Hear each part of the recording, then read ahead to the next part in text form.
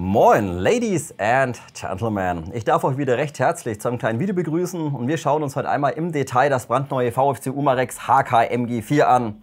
So, wir warten jetzt seit über 2 Jahren drauf, jetzt ist das Gerät endlich einmal verfügbar. So, da muss ich mich zunächst mal bei der Firma Umarex bedanken und ganz besonders einmal beim lieben Axel, denn auch hier wurde mir zeitnah nach Release eine Leihgabe als Review-Modell zur Verfügung gestellt.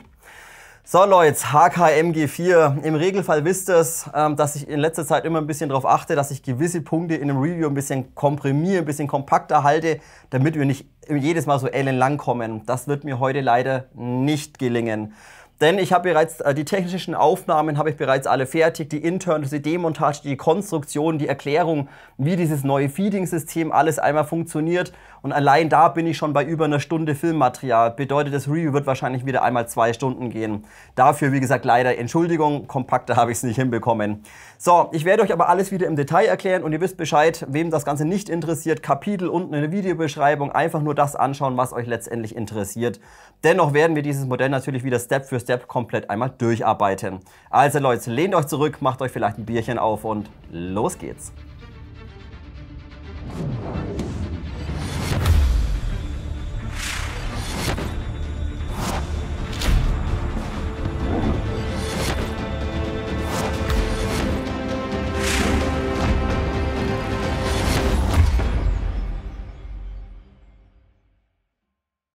Legen wir los, wie immer zunächst einmal wieder mit dem Lieferumfang und mit den technischen Daten. So, SMG4 kommt in dem Standard VfC Umarex Karton, wie man es einmal gewohnt ist, wie zum Beispiel beim 416A5 auch.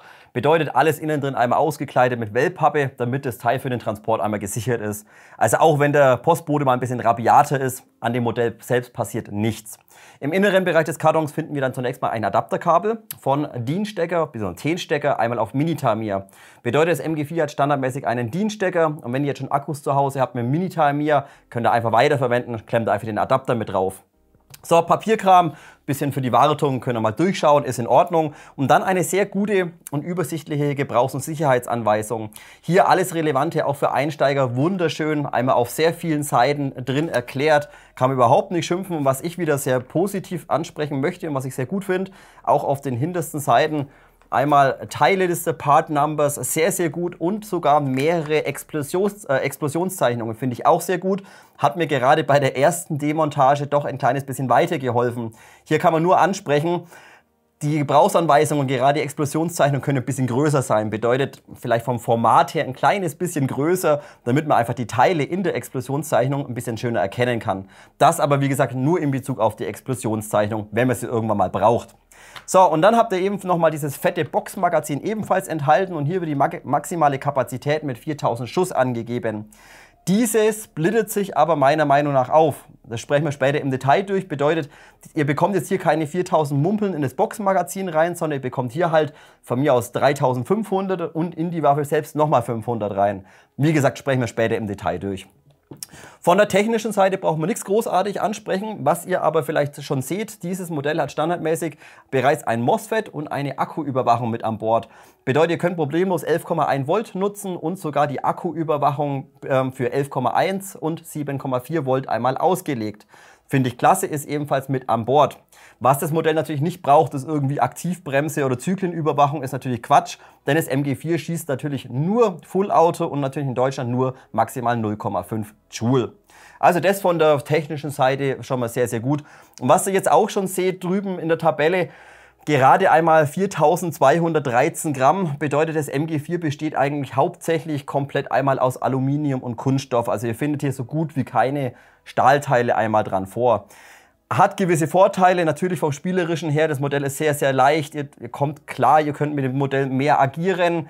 Wer aber jetzt wirklich einen unheimlich hochwertigen Nachbau gesucht hat, auch mit Stahlblech oder sowas, der wird hier vielleicht ein kleines bisschen enttäuscht. Aber auch das sprechen wir natürlich später im Detail durch. So, Energie, wie gesagt, natürlich ist eine Full Auto 0,5 Joule Knifte. Dementsprechend habe ich für euch im Chrono einmal den Kadenztest gemacht mit 11,1 und 7,4 Volt.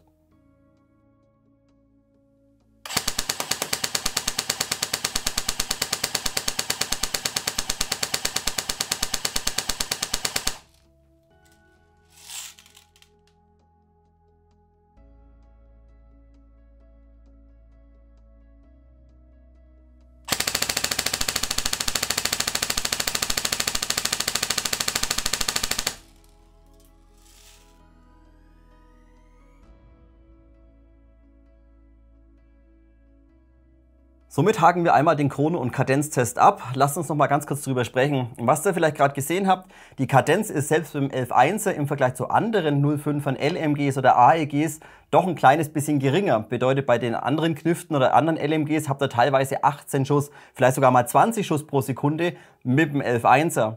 Wenn wir uns aber jetzt diese 15 Schuss mit dem 11.1er einmal hernehmen und auf pro Minute umrechnen, liegen wir bei ca. 900 Schuss. Und das wiederum entspricht dem realen Vorbild. Bedeutet, hier gehe ich einfach davon aus, dass das Modell von der Kadenz ein kleines bisschen vielleicht gedrosselt wurde, vielleicht über den Motor, dass er nicht so stark ist, oder eventuell sogar über die Elektronik. Und wie gesagt, entspricht dem Vorbild und ist meiner Meinung nach auch ausreichend. Was ich nicht ganz ausreichend finde, 7,4 Volt, da merkt man auch, dass das Modell sich ein kleines bisschen plagt. Denn hier wurde das Modell nicht über die Feder gedrosselt, sondern anders gedrosselt und ihr habt letztendlich dieselbe Feder drin wie auf dem internationalen Markt.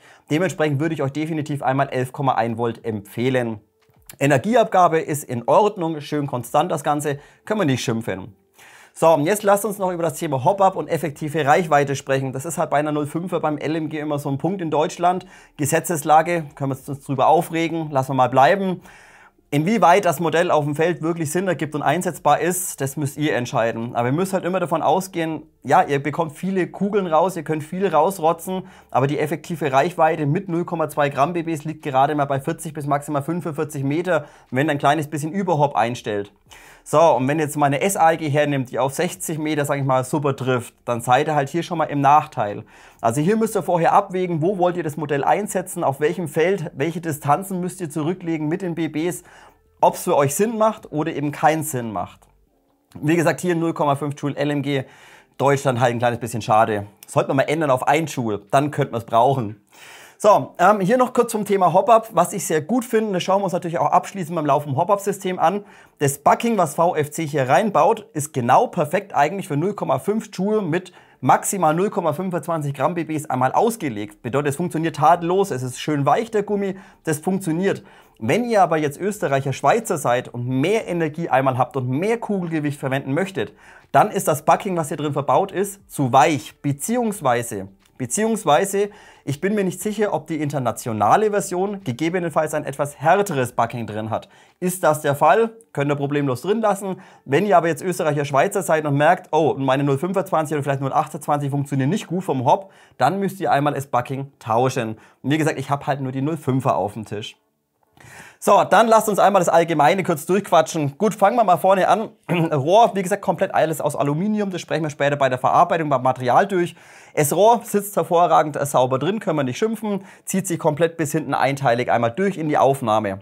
So, und dann geht ihr jetzt davon aus, dass ihr hier wie bei anderen LMGs, wie zum Beispiel M249 oder sowas oder M60, gegebenenfalls ein Rohrwechselsystem habt, um schnell ans Hop-Up-System einmal ranzukommen. Und ja, ihr habt hier ein Rohrwechselsystem. Das Ganze funktioniert aber leider nicht ganz so schön wie bei den zum Beispiel A- und K-LMGs mal als Beispiel. Bedeutet, ja, ihr könnt es runterdrücken und ja, das Rohr wird darüber auch arretiert, aber zusätzlich wird die ganze Rohreinheit ebenfalls nochmal über eine kleine Schraube gesichert. Bedeutet, einfach hergehen, jetzt hier runterdrücken, Rohr rausziehen, funktioniert leider nicht, sondern ihr müsst dann relativ umständlich da innen drin noch an eine kleine Schraube ran. Das zeige ich euch später beim Thema Konstruktion und Demontage. Dann unten Trageriemenaufnahmen habt ihr mehrere, die sind komplett aus Stahl gefertigt. Einmal hier vorne links, rechts aus Stahl und ebenfalls hinten am Gehäuse ebenfalls links, rechts einmal aus Stahl gefertigt. Und was ihr gerade eben schon seht, was ich vorhin schon angesprochen habe, 4200 Gramm, das ist halt für ein LMG sehr, sehr leicht, muss man sagen. Wie gesagt, ein kleines bisschen schwerer hätte es schon sein dürfen, aber das muss jeder selber entscheiden. So lässt es sich halt vielleicht schöner spielen. So, dann Zweibein, natürlich hier vorne dran, seht ihr, könnt ihr natürlich auch einmal einklappen, wenn das nicht braucht. Hier unten sauber drin, sitzt ordentlich drin, löst sich nicht irgendwie unabsichtlich, wunderbar. Könnt ihr einmal aufklappen, zack, dann entweder so oder eben nach hinten neigen. Funktioniert tadellos. Hier erfreulicherweise die Aufnahme vorne aus Stahl, das Zweibein selbst aus Aluminium und die Teller unten jeweils einmal aus Stahl. Und natürlich lassen sich diese noch in der Länge einmal einstellen. Also Zweibein, vollkommen in Ordnung. Dann drehen wir sie mal um, denn hier habt ihr eben noch den Tragegriff vom Schützen aus auf der rechten Seite zum Aufklappen. Einmal hochklappen das Ganze und dann könnt ihr das Ding wunderbar tragen. Also auch wenn ihr jetzt, sage ich mal, ein voll befülltes Boxmagazin dran habt, der Tragegriff ist letztendlich einmal aus Stahl gefertigt. Der sitzt aber ein kleines bisschen wackelig. aber aus Stahl. Wie gesagt, der wird euch garantiert nicht kaputt gehen. So, dann wieder einmal einklappen, einfach oben drauf drücken, ist in Ordnung. So, dann haben wir oben einmal die lange Pickrail und das gesamte obere Cover oder das gesamte Gehäuseabdeckung ist hier letztendlich einmal aus Aluminiumguss, wie eigentlich so gut wie jedes Bauteil an der Knifte. Bedeutet, die Pickrail ist jetzt nicht extra nochmal irgendwie verschraubt oder sowas, sondern hier einfach alles komplett aus einem Bauteil aus Aluminium und lässt sich natürlich einmal wunderbar aufklappen und hier sogar einmal über eine Feder gesichert.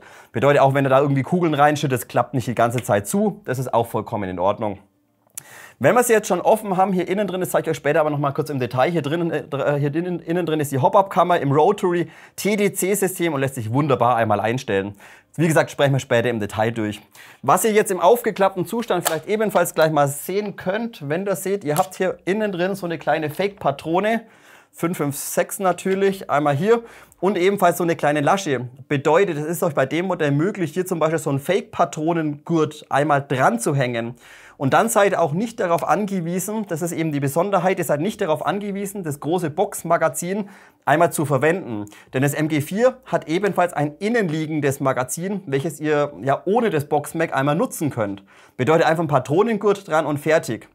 Hier aber der eine Punkt, werde ich auch später noch mal im Detail zeigen. Die Aufnahme ist aus einem relativ dünnen und weichen Kunststoff hier einmal gefertigt. Also wenn der Patronengurt da mal ein bisschen rumschwabbelt, kann es schon mal passieren, dass gegebenenfalls die Lasche hier oben für die Aufnahme einmal wegreißt. Wie gesagt, die ist sehr, sehr weich und aus relativ dünnen Plastik einmal gefertigt.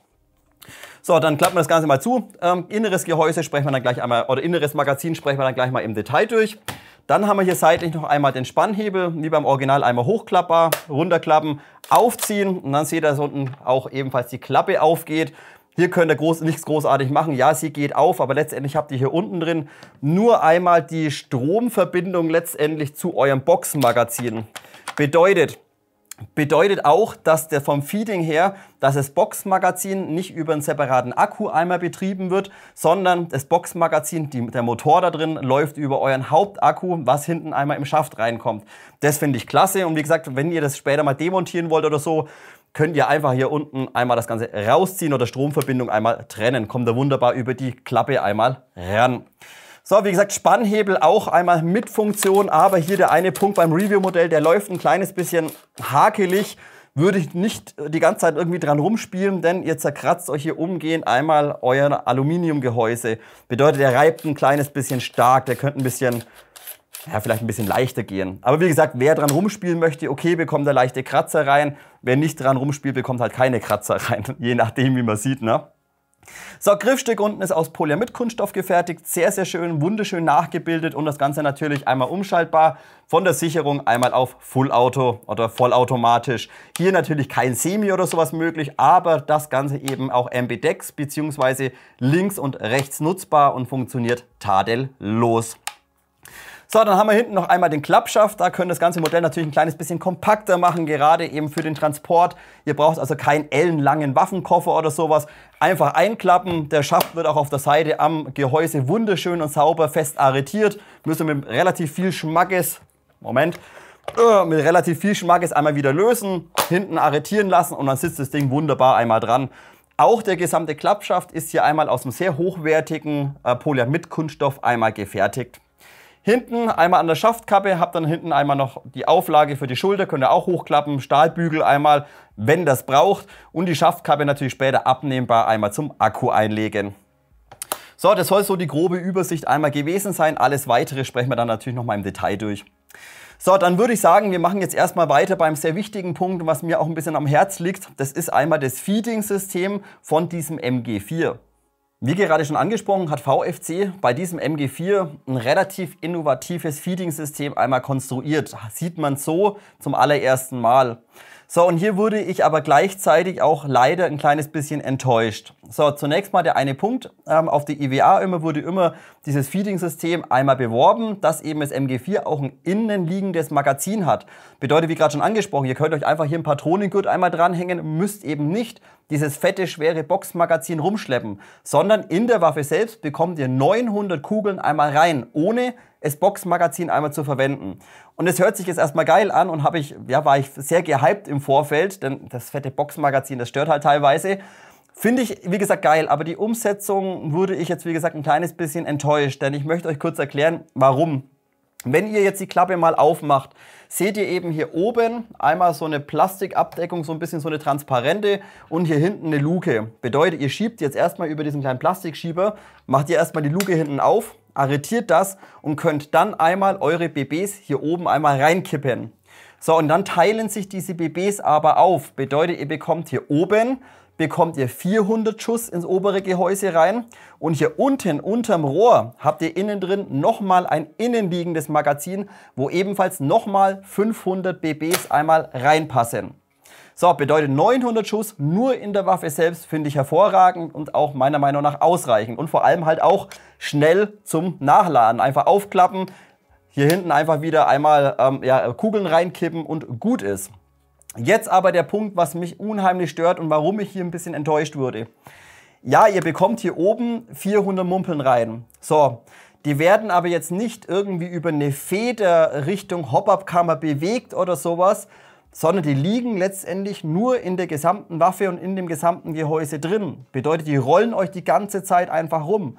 Und das stört mich ein kleines bisschen, denn ich bin einfach davon ausgegangen, dass man einfach wie so eine Art großes Magazin hat, dass einfach die BBs immer über eine Federspannung auf Zug irgendwie sind und nicht die ganze Zeit da rumscheppeln und rumklappern. Möchte ich euch mal ganz kurz demonstrieren. Bedeutet, wir ziehen jetzt hier oben einfach das Ganze einmal hinter, dann geht die Luke einmal auf. So, und dann kippen wir jetzt hier oben einfach ein paar BBs einmal rein. So, jetzt haben wir hier oben den oberen Kasten einmal voll mit Kugeln. Jetzt ist es nötig, dass ihr die Waffe nach vorne ein bisschen bewegt und schüttelt. Also ihr müsst die Waffe immer leicht nach unten halten, denn diese ganzen Kugeln, die wir jetzt gerade hier oben reingefüllt haben, die rollen letztendlich über zwei Kanäle, rollen die einmal nach unten und kullern dann hier vorne ins vordere Magazin rein. Bedeutet auch, wenn das vordere Magazin leer ist, müsst ihr immer die Waffe ein bisschen nach unten halten, dass die nächsten von hier oben einmal nachrollen können. So, um die BBs eben zu sichern, dass sie nicht rausfallen, müssen wir hier hinten einmal den Knopf drücken oder den Lever einmal runterdrücken. So, und dann liegen die hier oben einmal drin. So, und jetzt eben der eine Punkt.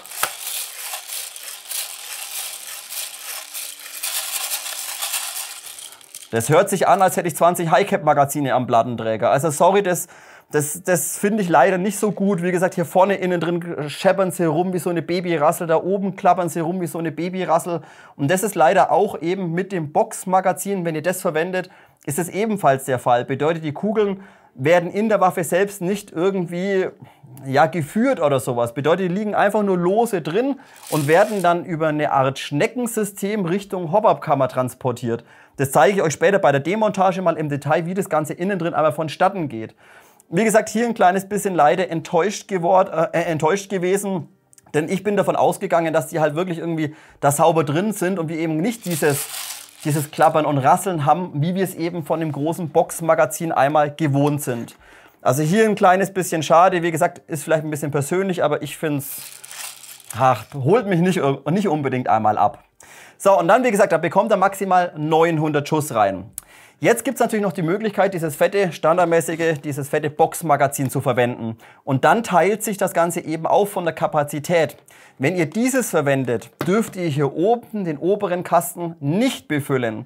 Bedeutet, wenn ihr das ranmacht, dürfen nur hier unten einmal BBs drin sein. Um jetzt das Boxmagazin verwenden zu können, müsst ihr zunächst mal die Knifte aufklappen. Dann habt ihr hier, ich zeige es euch später nochmal im Detail, wahrscheinlich ist ein bisschen klein. Dann habt ihr hier so ein ganz kleines Plastikstück einmal drin sitzen. Das müsst ihr einmal rausnehmen und solltet ihr definitiv nicht verlieren. Das ist einfach nur so ein kleiner, so eine kleine Plastikabdeckung, damit eben die BBs hier oben nicht rausrollen. Also wie gesagt, das hätte man vielleicht auch eine Klappe machen können, die gesichert wird. Nein, hier, das muss man rausnehmen und man muss es wirklich gut aufbewahren. So, und dann könnt ihr eben hier auf der Seite, so jetzt wird es wahrscheinlich für ein Video ein bisschen umständlich zu zeigen, aber ich mache mal das Zweibein auf. So, machen wir es mal so. So, und jetzt habt ihr am Boxmagazin, jetzt seitlich eben einmal diese Feeding-Feder, wie das auch von anderen kennt. Diese wiederum müsst ihr dann letztendlich hier oben, wo ihr gerade das Plastikteil rausgenommen habt, müsst ihr letztendlich einmal diese Feder, wo die Kugeln später durchgefeedet werden, die müsst ihr hier oben jetzt letztendlich einmal anschließen. Und dann das Boxmagazin einmal arretieren über den seitlichen Magazinhalter. So, jetzt noch ein kleiner Punkt, wie gerade schon angesprochen. Ihr müsst hier im Boxmagazin selbst müsst ihr keinen Akku einlegen, wie bei anderen LMGs.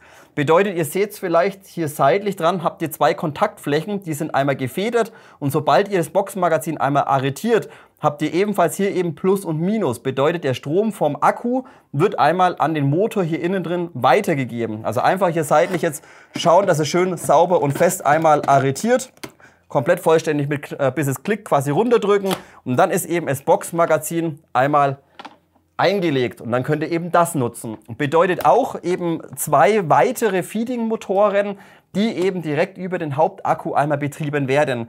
Bedeutet jedes Mal, wenn letztendlich Strom auf den Antriebsmotor weitergeführt wird übers MOSFET, werden ebenfalls der kleine Feeding-Motor fürs vordere Magazin mit angetrieben und ebenfalls der Feeding-Motor im Boxmagazin auch noch mit angetrieben. Also es laufen letztendlich beim Feuern insgesamt 3 Motoren über den Hauptakku. Inwieweit es gut umgesetzt ist, lasse ich jetzt mal dahingestellt. Ich finde es auf jeden Fall geil, dass wir hier keinen extra Akku einmal einlegen müssen. Wenn wir gerade schon beim Akku sind, lasst uns ebenfalls mal anschauen, wie legen wir denn jetzt hier das MG4 den Akku rein, was passt rein und was wird einmal empfohlen. So, zum Akku einlegen müsst ihr die Schaftkappe entfernen. Diese finde ich von der Arretierung nicht ganz perfekt umgesetzt, zeige ich euch später nochmal im Detail, denn diese hat in der Arretierung ca. 1 Millimeter Luft, kann ja also hoch und runter wackeln hinten am Schaft dran. So, und ebenfalls ist die Schaftkappe relativ schwer, ist Aluminiumguss und da hinten eben noch der Stahlbügel einmal dran und wird aber hier unten nur über ein bisschen ABS gehalten. Bedeutet, wir müssen hier unten einmal den ABS-Lever oder diesen kleinen Hebel ein bisschen zurückdrücken und dann können wir die gesamte Schaftkappe einmal abnehmen. So, jetzt da, einmal runter damit. So, wie gesagt, die ist relativ schwer und wenn ihr dann später mal im Detail hinschaut, da habt ihr hier hinten einfach diese Schrauben raus und auf dem Schraubenkopf liegt einfach so ein ganz dünner 1 mm ABS-Steg einfach nur drauf und hält die Schaftkappe fest. Bedeutet, wenn ihr die Waffe viel irgendwie führt, kann es doch wahrscheinlich irgendwann mal passieren, dass hier innen drin diese Plastikarretierung aus ABS-Kunststoff einmal verschleißt oder sich abscheuert und dann die Schaftkappe gegebenenfalls nicht mehr hält. Also auch das hätte man vielleicht ein kleines bisschen schöner lösen können. So, dann seht ihr jetzt eben hier innen drin einmal standardmäßig euren DIN-Stecker oder T-Stecker und zusätzlich eine weitere Steckverbindung. Das ist aber nur relevant, wenn ihr das Ding irgendwie demontieren wollt oder Österreicher, Schweizer, wenn ihr ans Federschnellwechselsystem ran wollt und den Schaft entsprechend abnehmen müsst. Dann müsst ihr eben diese zusätzliche Steckverbindung einmal entfernen. So, dann bekommt ihr natürlich hier hinten in diesen Schaft unheimlich große Akkus rein. Bedeutet, egal ob ihr jetzt diese Standard-Akkus nehmt, 1500 mAh, 11,1 Volt, da könnt ihr nochmal, keine Ahnung, 3, 5 Kuchenstückle hinterher schieben. Nee, Quatsch, also das, wie gesagt, 1500 problemlos und sogar 2150 ganz easy einfach da hinten reinballern. Auch hier seht ihr habt unheimlich viel Platz, dadurch scheppert euch aber da hinten natürlich der Akku innen drin im Schaft rum. Auch hier wäre es gegebenenfalls möglich, den überschüssigen Raum innen drin mit ein bisschen Schaumstoff einmal auszustopfen, damit der Akku eben nicht da hinten drin im Schaft die ganze Zeit rumschwabbeln kann. Ein weiterer Vorteil natürlich, aufgrund des großen Platzes hier innen drin könnt ihr auch zusätzlich zu der internen Akkuüberwachung noch zusätzlich so einen LiPo-Checker ebenfalls mit anschließen. Das hat natürlich den Vorteil, dass die innere Akkuüberwachung nur die Spannung über den gesamten Pack einmal misst, bedeutet wie viel Volt haben alle 3 Zellen zusammen und so ein kleiner LiPo-Warner oder LiPo-Checker prüft eben die Spannung je Zelle, ist also nochmal sicherer. Die interne Akkuüberwachung habe ich mir sagen lassen von Umarex, die schaltet bei einem 11.1er bei 9 Volt ab und beim 7.4er bei 6 Volt, bedeutet 3 Volt pro Zelle. Das ist fast ein kleines bisschen wenig, normalerweise schaltet man bei 3.1 oder 3,2 Volt einmal ab. Wie gesagt, wollte einfach nur mal sicher gehen, könnt auch ganz problemlos nochmal so einen LiPo-Checker mit anschließen an den Akku und dann einfach alles da hinten einmal reinzimmern und fertig. So, also ballern wir jetzt mal den großen da rein, den LiPo-Checker lasse ich jetzt einfach weg, ballern wir mal den 2150er rein, einmal einstecken und dann und dann piepst auch dieses System, denn wie vorhin schon angesprochen, eben Akkuüberwachung und ein MOSFET bzw. eine Elektronik mit an Bord. So, Akku rein, dann die Schaftkappe wieder drauf, einmal arretieren und einmal hochdrücken. So, dann würde ich sagen, packe ich noch ein paar Mumpeln ran und dann hören wir uns das Ding mal an. So Leute, Mumpeln und Akku sind drin. Ihr habt es gerade gesehen, es ist ein sehr großer Akku drin, 2150 mAh, 11,1 Volt und komplett frisch geladen, bedeutet 12,6 Volt und dementsprechend jetzt auch die Kadenz gleich so hoch wie möglich, also das Maximum. So, Kugeln sind 0,2 Gramm einmal drin und wie ihr vielleicht auf Patreon schon im Vorfeld mitbekommen habt, leider kreischt das Modell standardmäßig ein kleines bisschen, also vom Klang nicht ganz so schön. Habe ich mir jetzt natürlich bereits angeschaut bei den Internals.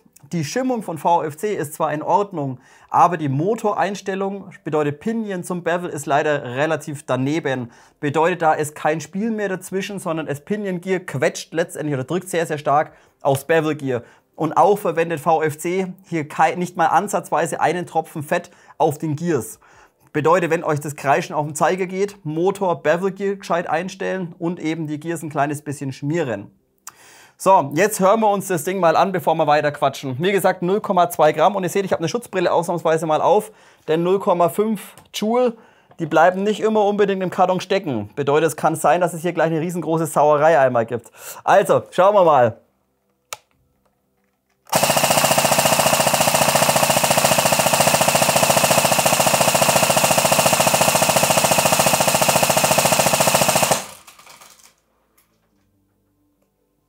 Ha, ich brauche eine Putzfrau. Also, wie gesehen, mit dem fetten Akku, da geht schon was vorwärts. Da geht definitiv was vorwärts. Und selbst mit dem sehr großen Akku, mit der jetzt doch, ja, anständigen Kadenz, kann man eigentlich sagen, hat auch dieses neue Feeding-System mit diesem Schneckensystem innen drin absolut keine Probleme. Also jede BB wird wirklich richtig sauber einmal gefeedet. Was ihr vielleicht gerade auch schon gesehen habt und was ich später euch noch mal kurz zeigen werde im Detail, ihr habt auch hier oben am Gehäusedeckel hier vorne einen kleinen Ladeindikator. Das ist einfach so ein kleines Blech. Und das seht ihr, das kommt jetzt einmal raus, oder ich weiß nicht, ob man es erkennen kann, ich zeige es euch, wie gesagt, später noch mal ganz kurz. Das ist jetzt rot, bedeutet jetzt da befindet sich eine BB in der Hop-Up-Kammer. Wenn keine BB mehr drin ist, dann fährt es automatisch runter. Bedeutet, ihr seht genau immer, wann feedet das Ding oder wann ist eine BB drin. Finde ich sehr gut und funktioniert tadellos. So, und jetzt müssen wir aber noch mal ganz kurz zurückkommen auf das Ladesystem, wie vorhin schon mal angesprochen. Von dem internen Magazin bin ich leider ein kleines bisschen enttäuscht. Ich habe es euch gesagt, was mich zunächst mal stört. Da meint man halt gerade, man hat einen Beutel BBs in dem ganzen Gehäuse da einmal drin. Das stört mich, wie gesagt, ein kleines bisschen. Jetzt aber der nächste Punkt. Ihr habt ja hier oben das Magazin, ihr habt hier vorne unten liegendes Magazin. Ja, jetzt wollt ihr nach Hause fahren und wollt das Ding einpacken. Jetzt denkt ihr euch, ja, wie entlade ich denn das Ding oder wie bekomme ich denn da die ganzen Kugeln raus? Sollt ihr das schon rausmachen, weil ansonsten, nein, Herr Wachmeister, ich habe keine geladene Airsoft. So, und das ist leider auch nicht ganz perfekt gelöst, denn wenn ihr wirklich alle BBs raushaben wollt, müsst ihr natürlich erstmal hier oben innen drin den Kasten leer machen. So, und dann viel schlimmer, ihr müsst auch das innenliegende Magazin leer machen. Und das geht mehr als umständlich, denn ihr müsst zunächst mal oben eine kleine Schraube lösen, welche das ganze Rohr und die Hop-Up-Kammer festhält, die kleine Schraube raus. Dann müsst ihr das gesamte Rohr nach vorne einmal abziehen, dann müsst ihr die ABS-Plastikabdeckung von dem inneren Magazin entfernen und dann müsst ihr aus der Schnecke innen drin die ganzen Kugeln einmal rauspopeln und das ganze Gewehr oder das ganze LMG einmal umdrehen.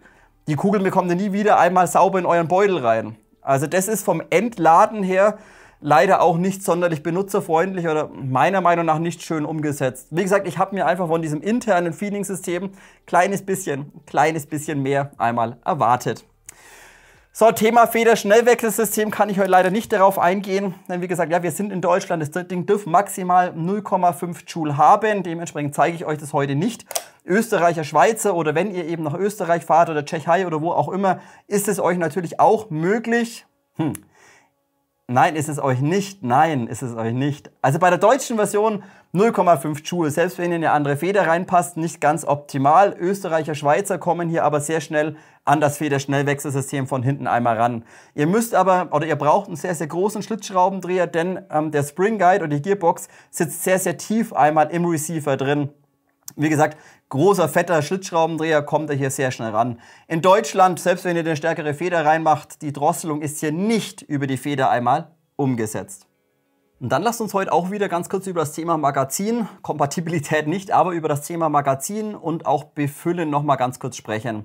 So, internes Magazin, Boxmagazin habe ich euch schon mal ganz kurz gezeigt. Jetzt lasst uns kurz im Detail drüber quatschen. So, Boxmagazin müsste auch ein Polymer mit Kunststoff sein, relativ leicht das Ganze. Und jetzt aber hier ein kleiner Punkt, dass die Maximalkapazität wird mit 4000 Schuss angegeben. Ich habe es jetzt nicht alles nachgezählt. So, steht aber in der Anleitung drin, 900 Schuss internes Magazin, 4000 Schuss mit dem externen, mit dem Boxmagazin. So, und das teilt sich aber wie gesagt einmal auf, oder gehe ich zumindest davon aus, bedeutet, ins Boxmagazin bekommt er 3500 Schuss rein und die restlichen 500 bekommt er dann einmal hier innen in das innenliegende Magazin rein. Denn natürlich auch das Boxmagazin feedet die Hop-Up-Kammer nicht direkt. Bedeutet, alle Kugeln, die letztendlich hier über den Motor und über die Schnecke einmal rausgedrückt werden, laufen auch einfach nur einmal in das innere Magazin rein, dann runter und sammeln sich auch eben im inneren Magazin. Also kein direktes Feeding, sondern ein indirektes Feeding über das Boxenmagazin. So, und wie gesagt, hier eben 3500 und nochmal 500 ergibt dann letztendlich 4000 Schuss. Und hier, wie gerade auch schon gesehen, absolut keine Feeding-Probleme mit diesem neuen Schneckensystem. Das finde ich sehr innovativ, kommen wir später nochmal drauf zu sprechen. Wie gesagt, keine Feeding-Probleme, ob ihr da jetzt das Innere verwendet oder ob ihr das verwendet, es funktioniert tadellos, egal ob 11.1 oder natürlich 7,4 Volt. Also das ist von der Umsetzung wirklich gut. Ein kleiner Punkt möchte ich euch bei dem Boxenmagazin noch ansprechen.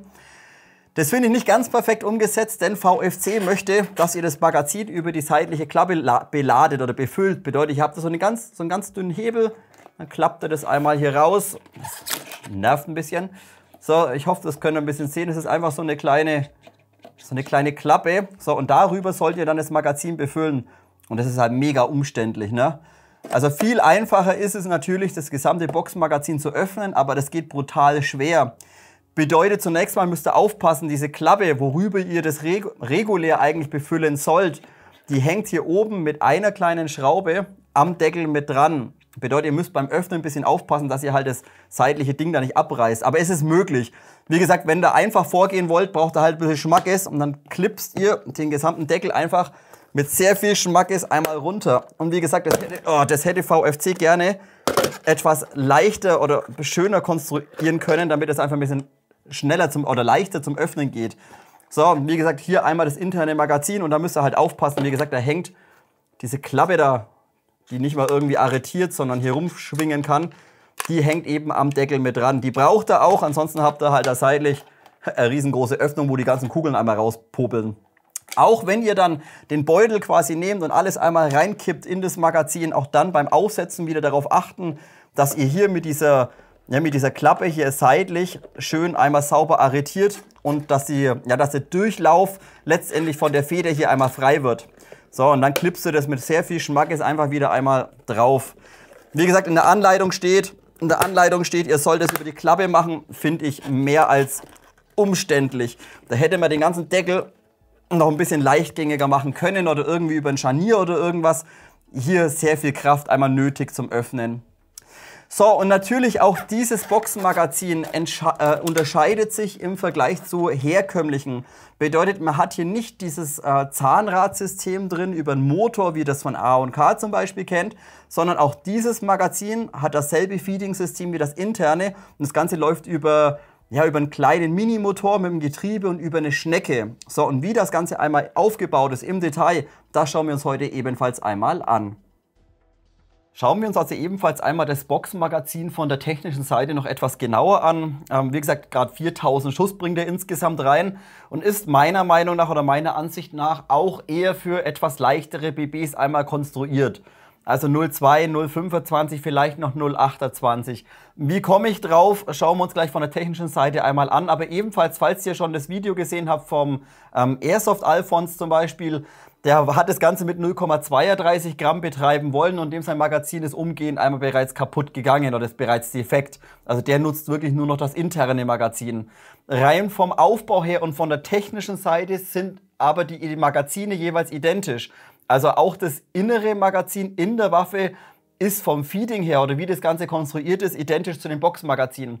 Dementsprechend schauen wir uns einfach mal ganz kurz an. Zunächst mal natürlich die Box selbst, Kunststoff, einmal so eine Laserung einmal drin, sieht recht anständig einmal aus.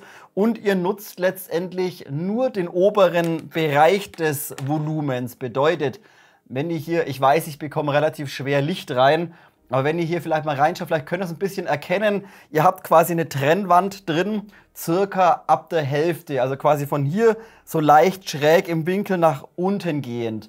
Bedeutet, ihr nutzt wirklich nur den oberen Bereich hier unten, das ist immer Hohlraum, also da bekommt ihr keine BBs einmal rein. Ob man das gegebenenfalls auch noch anders hätte konstruieren können, sei mal dahingestellt. Auf jeden Fall, wie gesagt, 4000 BBs, das langt auch locker erstmal aus. So, dann habt ihr seitlich dran einmal diese Kontakte, das habe ich jetzt bereits demontiert, dementsprechend schauen die hier ein kleines bisschen raus.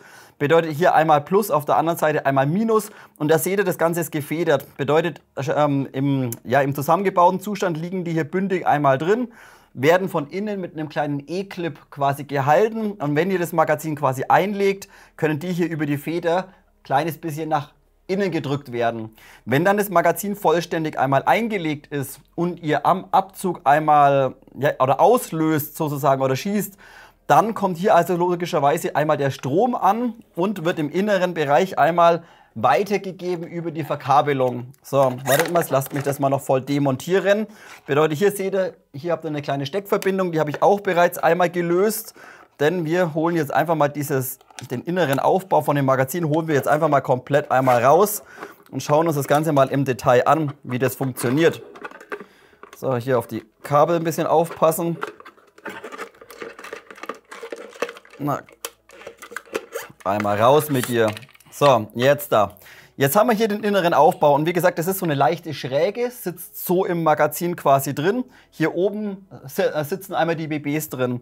Das ist letztendlich einfach nur so eine Acryl-Kunststoffplatte. Da müsst ihr halt auch gut vielleicht aufpassen, je nachdem, wenn das mal demontiert, dass das nicht kaputt macht oder sowas. Und dann habt ihr jetzt hier eben genau den gleichen Aufbau wie im inneren Bereich, den wir uns dann später einmal bei der Demontage mal im Detail noch anschauen. Bedeutet auch hier, habt ihr jetzt einfach so eine Kunststoff, so eine Plastikschnecke an so einem ganz kleinen Minimotor einmal gekoppelt.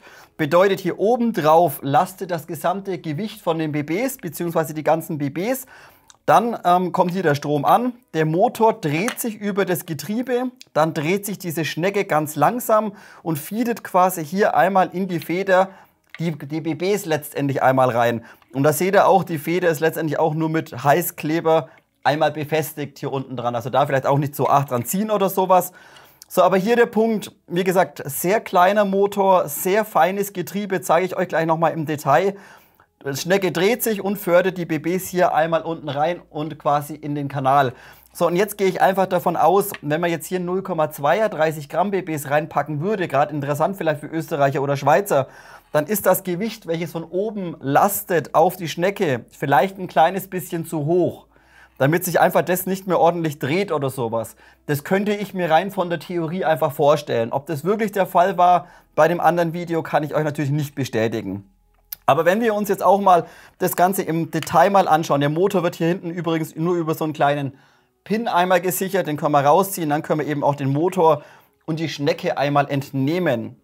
Und hier eben 1:1 identisch zum inneren Bereich der Knifte oder des inneren Bereichs vom MG4. Bedeutet auch hier dieser kleine 12 Volt Minimotor drin verbaut und dieses ganz, ganz feine Mini-Getriebe.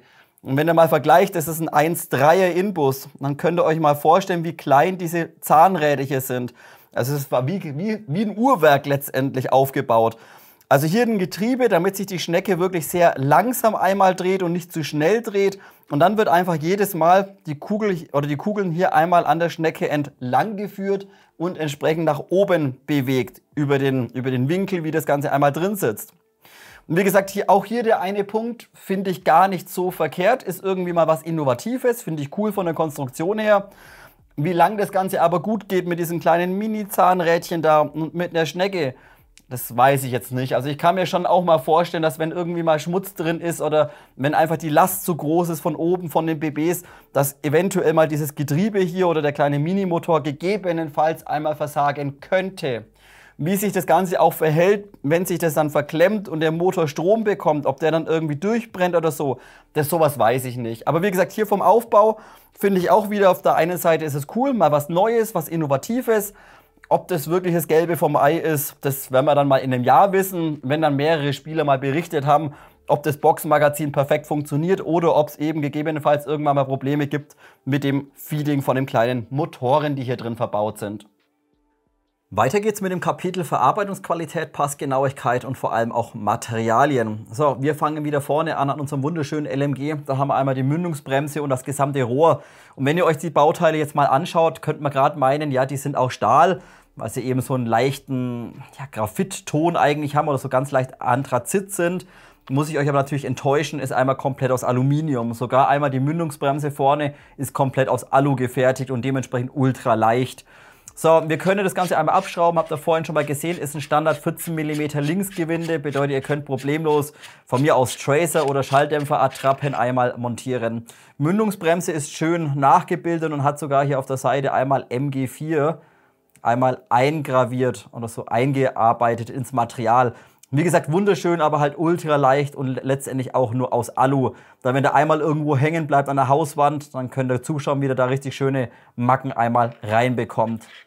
Vom Rohr, ja, wir haben ein ansatzweise oder teilweise Rohrwechselsystem, aber das Ganze ist zusätzlich bei VFC nochmal verschraubt worden. Bedeutet nicht wie bei A und K, zum Beispiel bei den M249 oder M60 Modellen teilweise, dass ihr einfach Zerlegehebel runterdrückt, das ganze Rohr rausziehen könnt mit der Hop-Up-Kammer. Nein, dann müsst ihr hier beim MG4 noch eine Schraube mehr lösen. Das zeige ich euch dann gleich im Anschluss, wenn es ums Thema Demontage und Konstruktion geht. Was man aber sehr positiv vielleicht noch erwähnen muss, das Rohr sitzt hervorragend über die Arretierung drin. Bedeutet, wenn das Ding einmal arretiert ist und hinten dann über die eine Schraube fixiert ist, dann sitzt es wirklich hervorragend. Bedeutet, ihr habt da absolut null Spiel oder sowas in dem Rohrsystem letztendlich drin. Also das ist von der Passgenauigkeit ist es wirklich hervorragend.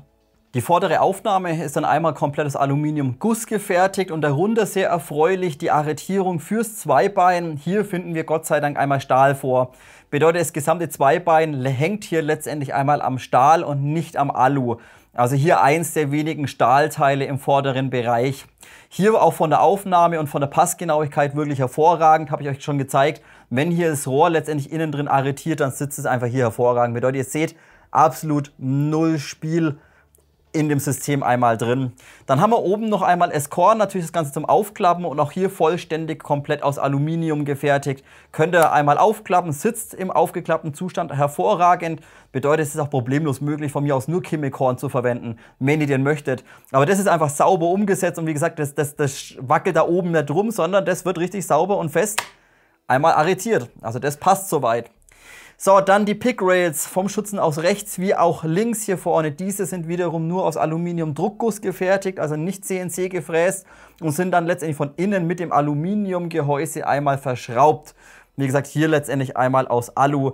Und hier unten könnt ihr schon im vorderen Bereich letztendlich von der unteren Wanne einmal sehen, beziehungsweise vom Gehäuse, was hier einmal rausspickt. Das ist eben einmal komplett vollständig aus Aluminium gefertigt. Zeige ich euch dann später nochmal ganz kurz.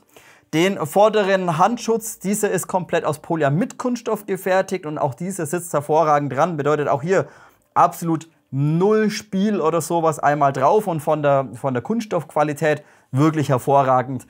Jetzt denkt ihr euch aber auch, gut, hier unten ist der Pin drin, um den Handschutz schnell wegmachen zu können oder sowas.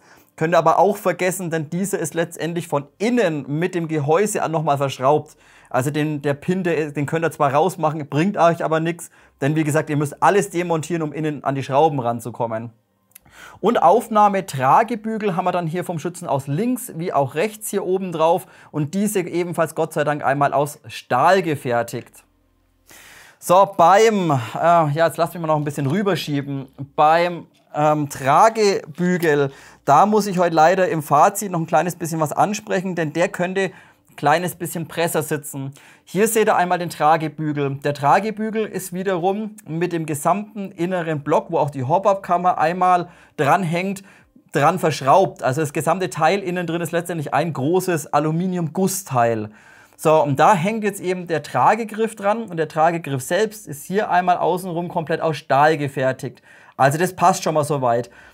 Aber wie gesagt, die Aufnahme, wo der Bügel letztendlich befestigt ist, das ist nur Aluminium. Also das hätten wir vielleicht gegebenenfalls auch noch aus Stahl machen können, wäre aber dann natürlich vermutlich sakrisch schwer geworden. Also hier vielleicht ein kleines bisschen auf das Gewicht geachtet. So, also da können wir schon mal nicht schimpfen, großartig. Hier aus Stahl, das ist in Ordnung. Und der Überzug oder der Griff selbst dann ebenfalls aus Polyamid mit Kunststoff. So, lässt sich natürlich hervorragend und problemlos einmal aufklappen. Allerdings hat der gesamte Tragebügel in der Aufnahme doch relativ viel Spiel. Bedeutet, er kann hier oben problemlos, sage ich mal, 1,5 cm einmal rumwackeln. Da hätte man gerne einfach das Loch quasi hier von der Aufnahme innen drin ein kleines bisschen enger fertigen können, dass der ein kleines bisschen fester sitzt. Aber wie gesagt, ihr könnt natürlich problemlos die ganze Knifte daran heben. Das wird euch definitiv nicht irgendwie abbrechen. Wenn wir das Teil da mal umdrehen, dann finden wir natürlich ebenfalls auf der gleichen Höhe, aber eben auf der gegenüberliegenden Seite einmal unser Rohrwechselsystem bzw. unser Arretierungssystem für das gesamte Rohr. Das habe ich euch aber vorhin schon mal kurz angesprochen. Das funktioniert leider bei der VFC oder beim VFC MG4 leider nicht so wie bei A&K. Bedeutet, ja, es funktioniert schon. Euer Rohr und eure Hop-Up-Kammer werden hierüber ein kleines bisschen gehalten. Aber zusätzlich verschraubt VFC das Ganze im inneren Bereich noch. Bedeutet, ihr könnt jetzt nicht einfach hergehen, hier runterdrücken und dann das Rohr irgendwie rausziehen. Das funktioniert hier leider nicht. Und auch müsst ihr aufpassen, hier ist auch alles komplett nur aus Aluminium gefertigt, ebenfalls relativ dünn konstruiert. Und ihr solltet es definitiv vermeiden, jemals diese Schraube hier einmal zu lösen. Warum, erzähle ich euch dann gleich einmal bei der Demontage und bei der Konstruktion. Denn auf der gegenüberliegenden Seite greift diese kleine Minischraube nur in vielleicht 2, 3 Gewindegänge rein. Und wenn ihr die nur leicht anzieht, macht ihr sofort auf der gegenüberliegenden Seite das Bauteil bzw. das Gewinde kaputt. Ist bei mir leider schon kaputt gegangen. Dementsprechend musste ich diese Schraube, die jetzt hier komplett durch das ganze System durchgeht, auf der gegenüberliegenden Seite leider etwas einkleben. Denn wie gesagt, das Gewinde hat nicht mehr gehalten. Das Zweibein selbst zeige ich euch jetzt einfach mal in der Aufnahme hier quasi von unten im eingeklappten Zustand. Da könnt ihr es, glaube ich, am besten einmal erkennen. Könnt ihr ganz normal natürlich einmal zusammendrücken und dann einmal releasen. Ihr könnt es in der Neigung einstellen, ihr könnt es in der Länge einstellen. Also hier alles problemlos einmal möglich. So, das Zweibein selbst, wie gesagt, die vordere Arretierung oder die vordere Aufnahme ist aus Stahl. Das Zweibein selbst ist aber dann einmal komplett aus Aluminium gefertigt. Bedeutet hier letztendlich alles Alu, hier unten alles Alu. Nur die Teller dann letztendlich, diese sind dann wiederum aus Stahl gefertigt. Aber wie gesagt, das Zweibein selbst einmal komplett aus Aluminium.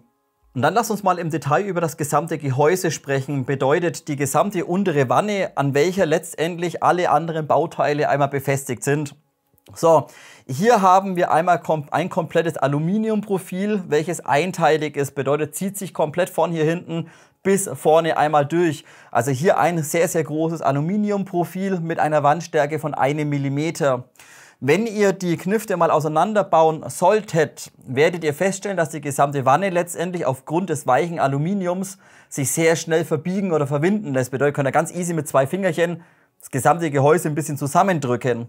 Wenn aber allerdings das gesamte Gewehr fertig montiert ist, dann hat das VFC von der Konstruktion so umgesetzt, dass alles ein bisschen mit einem Nut- und Federsystem alles ein bisschen ineinander reingreift und dadurch aber auch das gesamte Aluminium, auch wenn es sehr, sehr dünnwandig ist, dennoch hervorragend einmal arretiert wird. Bedeutet, ihr habt auch hier dann nicht irgendwo eine Stelle, wo das Ganze ein bisschen nachgeben kann oder ein bisschen schwächer wird von der Materialstärke und dadurch irgendwo ein bisschen Flex oder so draufkommt. Wie gesagt, von der Konstruktion her und von der Verschraubung, ein bisschen von der Arretierung von den einzelnen Bauteilen ist es wirklich klasse. Also hier ein Vorteil meiner Meinung nach ein kleines bisschen, ja, es ist nur Alu, aber es ist von der Konstruktion wirklich Tate, beziehungsweise es ist nur Alu mit 1 mm, aber es ist dennoch unheimlich gut umgesetzt. Also hier quasi gesamte Wanne. Dann seht ihr vom Schützen aus auf der rechten Seite natürlich noch den Spannhebel, den könnt ihr wie beim Original ebenfalls natürlich einmal runterklappen und dann auch einmal verwenden, damit der Auswurf unten aufgeht. So, das seht ihr zunächst mal, der läuft ein kleines bisschen straff und kratzt und reibt ein kleines bisschen und ihr zieht euch relativ zügig hier ein paar kleine Kratzer rein. Dementsprechend nicht zu oft vielleicht hier einmal arretieren. Auch natürlich der gesamte Spannhebel und das gesamte Führungssystem ist hier natürlich auch nur einmal aus einem relativ dünnen Aluminium gefertigt. Bedeutet, das ist letztendlich einmal nur aufgesetzt auf dem Gehäuse letztendlich. So, unten Auswurf ist einmal aus Polyamid-Kunststoff und das habe ich euch auf Patreon auch schon mal im Vorfeld gezeigt. Da ist letztendlich nur die Elektronik unten drin, beziehungsweise die Steckverbindung für das externe Boxmagazin. Bedeutet, wenn ihr das Ding später mal auseinanderbauen wollt oder sowas, habt ihr hier eben die Stromverbindung zum externen Magazin. Das zeige ich euch dann gleich nochmal. Müsst ihr also einmal abstecken. Im Spielbetrieb lasst ihr diese Luke selbstverständlich einmal geschlossen. Vom Schützen aus auf der linken Seite habt ihr dann hier einmal die Aufnahme für das Boxenmagazin oder für das externe Magazin. Und diese gesamte Aufnahme ist Gott sei Dank komplett aus Stahl gefertigt. Also auch hier ein weiteres Stahlteil vorzufinden. Das war es dann aber auch schon. Was eben hier die Besonderheit ist, wenn ich hier mal herschaue, da habt ihr eben noch so eingearbeitete Kontakte letztendlich, die so eine kleine Isolierung einmal außen rum haben.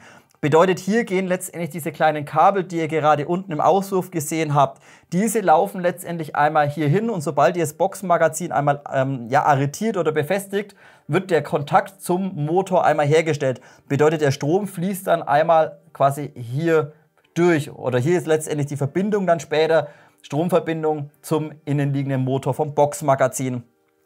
So, dann lasst uns zunächst mal von der Seite noch kurz das Gehäuse anschauen. Hier natürlich einmal die Arretierung, für den Klappschaft. Zeige ich euch dann später nochmal, könnt ihr wunderbar hier einmal arretieren lassen. Und natürlich hier einmal die Original Markings MG4 einmal sauber aufgebracht, hier einmal sauber eingeprägt. Und hier der Rest ist einmal aufgelasert worden.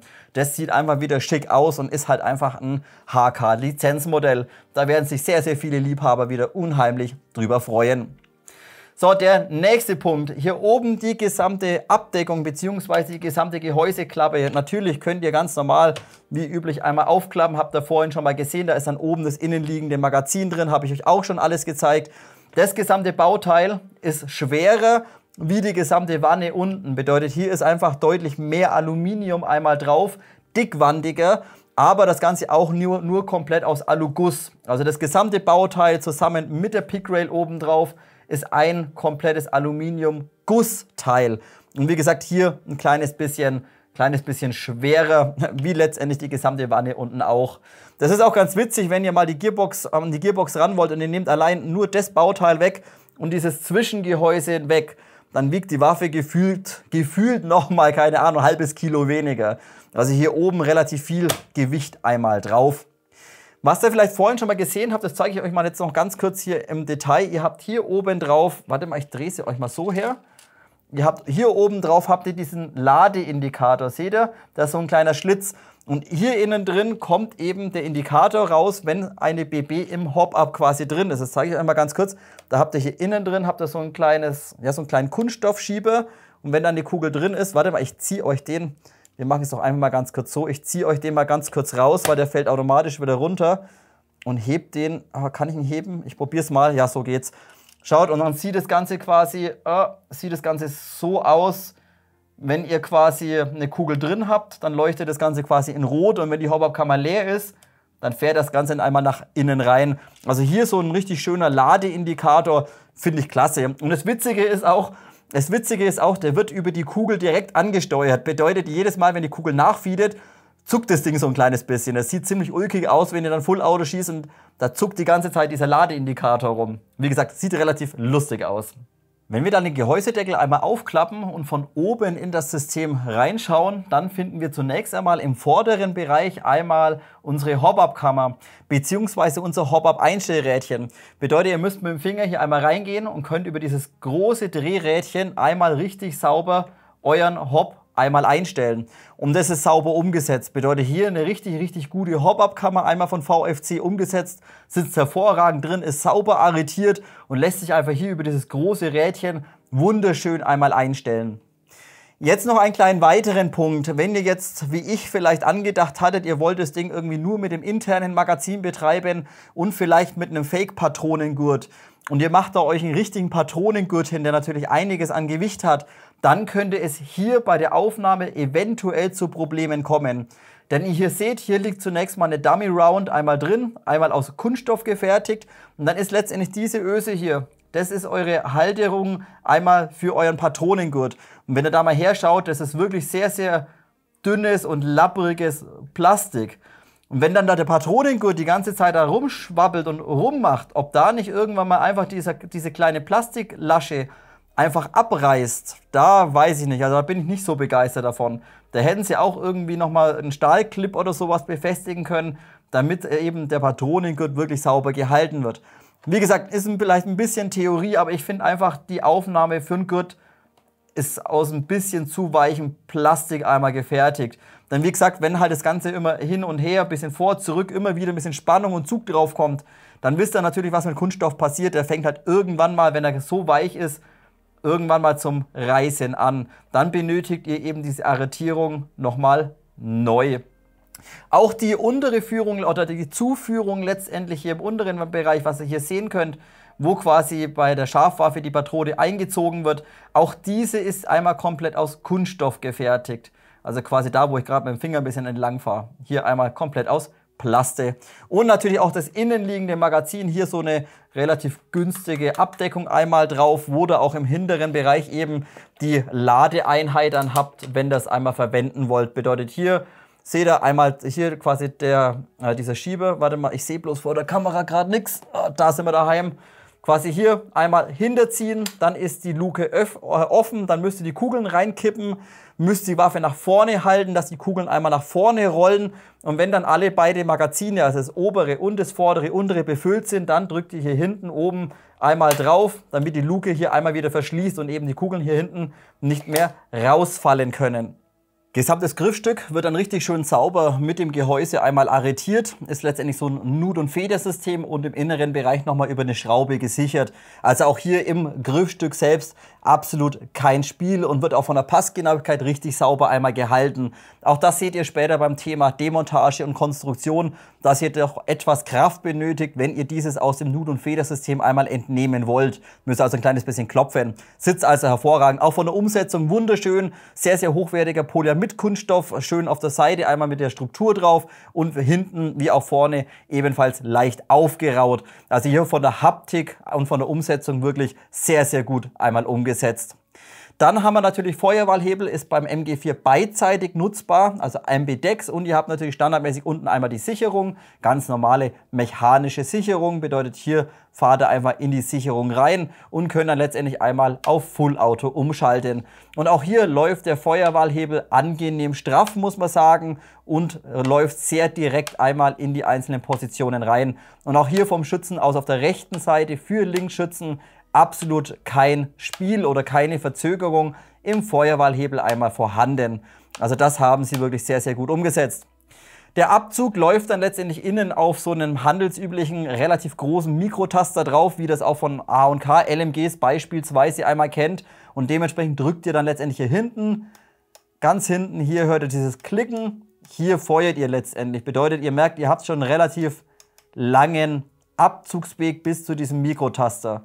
Könnt aber dann natürlich eure Burst oder eure Feuerstöße direkt einmal hinten abgeben. Bedeutet halten, Klick, Klick. Seht ihr, da habt ihr nur einen sehr, sehr kurzen Weg. Ihr müsst also nicht jedes Mal komplett vollständig resetten, sondern es langt, wenn ihr nach dem Klickton oder nach dem Feuerstoß den Abzug wieder um ca. 2 mm kommen lasst und dann erneut durchdrückt. Ist vollkommen einmal ausreichend. Vielleicht hört ihr sogar das kleine Klicken innen drin.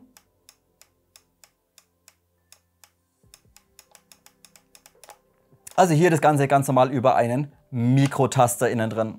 Und abschließend können wir uns auch noch den hinteren Bereich vom MG4 anschauen. Da haben wir zunächst mal diesen fetten, großen Stahlpin hier oben einmal drin, der letztendlich insgesamt 4 Bauteile miteinander arretieren lässt. Und auch das zeige ich euch dann später. Der ist nicht nur reingeklipst und mit dem Karosseriesplint gesichert, sondern selbst der Pin wird innen drin nochmal verschraubt. Also hier hinten zunächst mal von der Arretierung, von der Schaftaufnahme wirklich hervorragend. Die gesamte Schaftaufnahme ist einmal aus Aluminiumguss gefertigt und auch diese wird letztendlich nicht nur über den Bolzen oder über den Pin und Nut- und Federsystem gehalten, sondern nein, die wird auch nochmal zusätzlich unten drin einmal verschraubt. Wie gesagt, hier alles komplett aus Aluminium gefertigt. So, der Druckknopf, um letztendlich den Schaft einmal einklappen zu können, dieser ist leider nur aus Kunststoff gefertigt. Und vielleicht könnt ihr es erkennen, hat hier vorne eine relativ dünne Arretierungsfläche hier vorne drin. Bedeutet, ich würde es auf Dauer vermeiden, jedes Mal den Schaft zuzuschlagen. Ansonsten könnte hier vorne dieser Kunststoffsteg, der das Ganze eben arretiert, der könnte euch gegebenenfalls irgendwann mal verschleißen oder eben abbrechen. Dementsprechend, wer sein Modell lieb hat, reindrücken, arretieren lassen, fertig. Dann, wenn das Ganze einmal arretiert ist, sitzt der gesamte Schaft wirklich hervorragend in der Arretierung drin. Also hier absolut kein Spiel irgendwie im Scharnier oder sowas. Null Toleranz drauf, ist von der Umsetzung einfach nur hervorragend.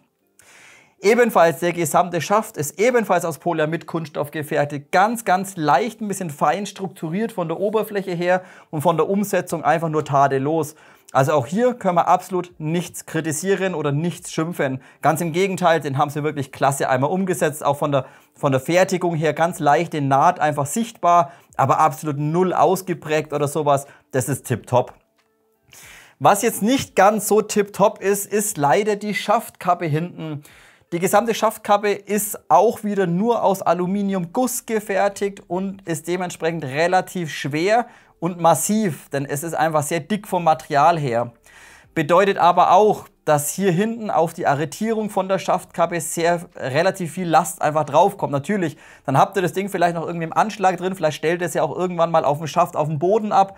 Und wenn ihr euch jetzt aber die Arretierung mal anschaut, wie beim Akku einlegen schon gesehen, da habt ihr hier unten einfach nur so einen ganz kleinen ABS-Plastikstift einmal raus. Den drückt ihr mal nach hinten und dann könnt ihr die Schaftkappe einmal nach unten abnehmen. Bedeutet ein kleines bisschen klopfen und dann abnehmen. Dann merkt ihr schon, die Schaftkappe ist relativ schwer. So, wie gesagt, hier einfach sehr, sehr viel, sehr dickes Aluminium einmal verwendet. Und hier habt ihr eben jetzt hier hinten drauf gut die Auflage noch aus Stahl. Die Schaftkappe hier hinten ist aber nicht extra nochmal gummiert oder sowas, sondern diese ist ebenfalls direkt am Gussteil mit dran. So, wenn ihr aber jetzt das Ding mal umdreht und vielleicht könnt ihr das vielleicht im Licht sogar erkennen, dann habt ihr hier unten drin habt ihr letztendlich einfach nur innen drin so einen ganz dünnen ABS-Plastikschieber, den ihr quasi nach hinten zieht, wenn ihr unten an dem kleinen Nüpsel da hinterdrückt. Und auf diesem kleinen Versatz oder auf diesem kleinen Steg letztendlich liegt die gesamte Schaftkappe einmal auf dieser einen Schraube hier unten. Also oben nicht, unten ja. Bedeutet aber auch, wenn wir das Ganze einmal arretieren, dann haben wir hier bereits out of the box kleines bisschen Spiel drin. Bedeutet, die ganze Schaftkappe kann ca. Millimeter, vielleicht 1,5, ein bisschen hoch und runter.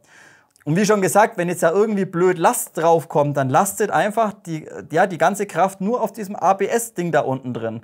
Also das hätte man vielleicht von der Umsetzung noch ein kleines bisschen schöner machen können, diese Arretierung von der Schaftkappe hinten. Gut Leute, dann wird es eigentlich wieder weitergehen mit der Demontage. Den Punkt oder dieses Kapitel nenne ich heute aber einmal Konstruktion / Demontage, denn ich möchte mit euch nicht das Modell einfach nur auseinanderbauen, sondern ich möchte bei der Demontage auch auf die Konstruktion oder auf gewisse Punkte einmal eingehen, die ich leider nicht ganz nachvollziehen kann oder die ich einfach nicht gut finde. Bedeutet, hier gibt es vielleicht 2, 3 Punkte, die sind von der Konstruktion einfach sehr benutzerunfreundlich oder einfach sinnfrei meiner Meinung nach. Dementsprechend fangen wir jetzt mal hinten an beim Schaft. Bedeutet, wenn man jetzt zum Beispiel Österreicher oder Schweizer ist, muss man natürlich, um ans Federschnellwechselsystem ranzukommen oder um die Gearbox zum Beispiel rauszunehmen, muss man natürlich einmal irgendwie hier hinten den Schaft entfernen. So, und da seht ihr jetzt zunächst mal, da oben ist ein fetter Pin drin. Da kommen wir gleich nochmal drauf zu sprechen. Hier muss man aber zunächst mal sagen, dass der Schaft von der Qualität und von der Fixierung erstmal gut ist. Aber unnötig verschraubt. Bedeutet, zunächst einmal habt ihr hier im unteren Bereich 2 ganz kleine Zylinderkopfschrauben drin.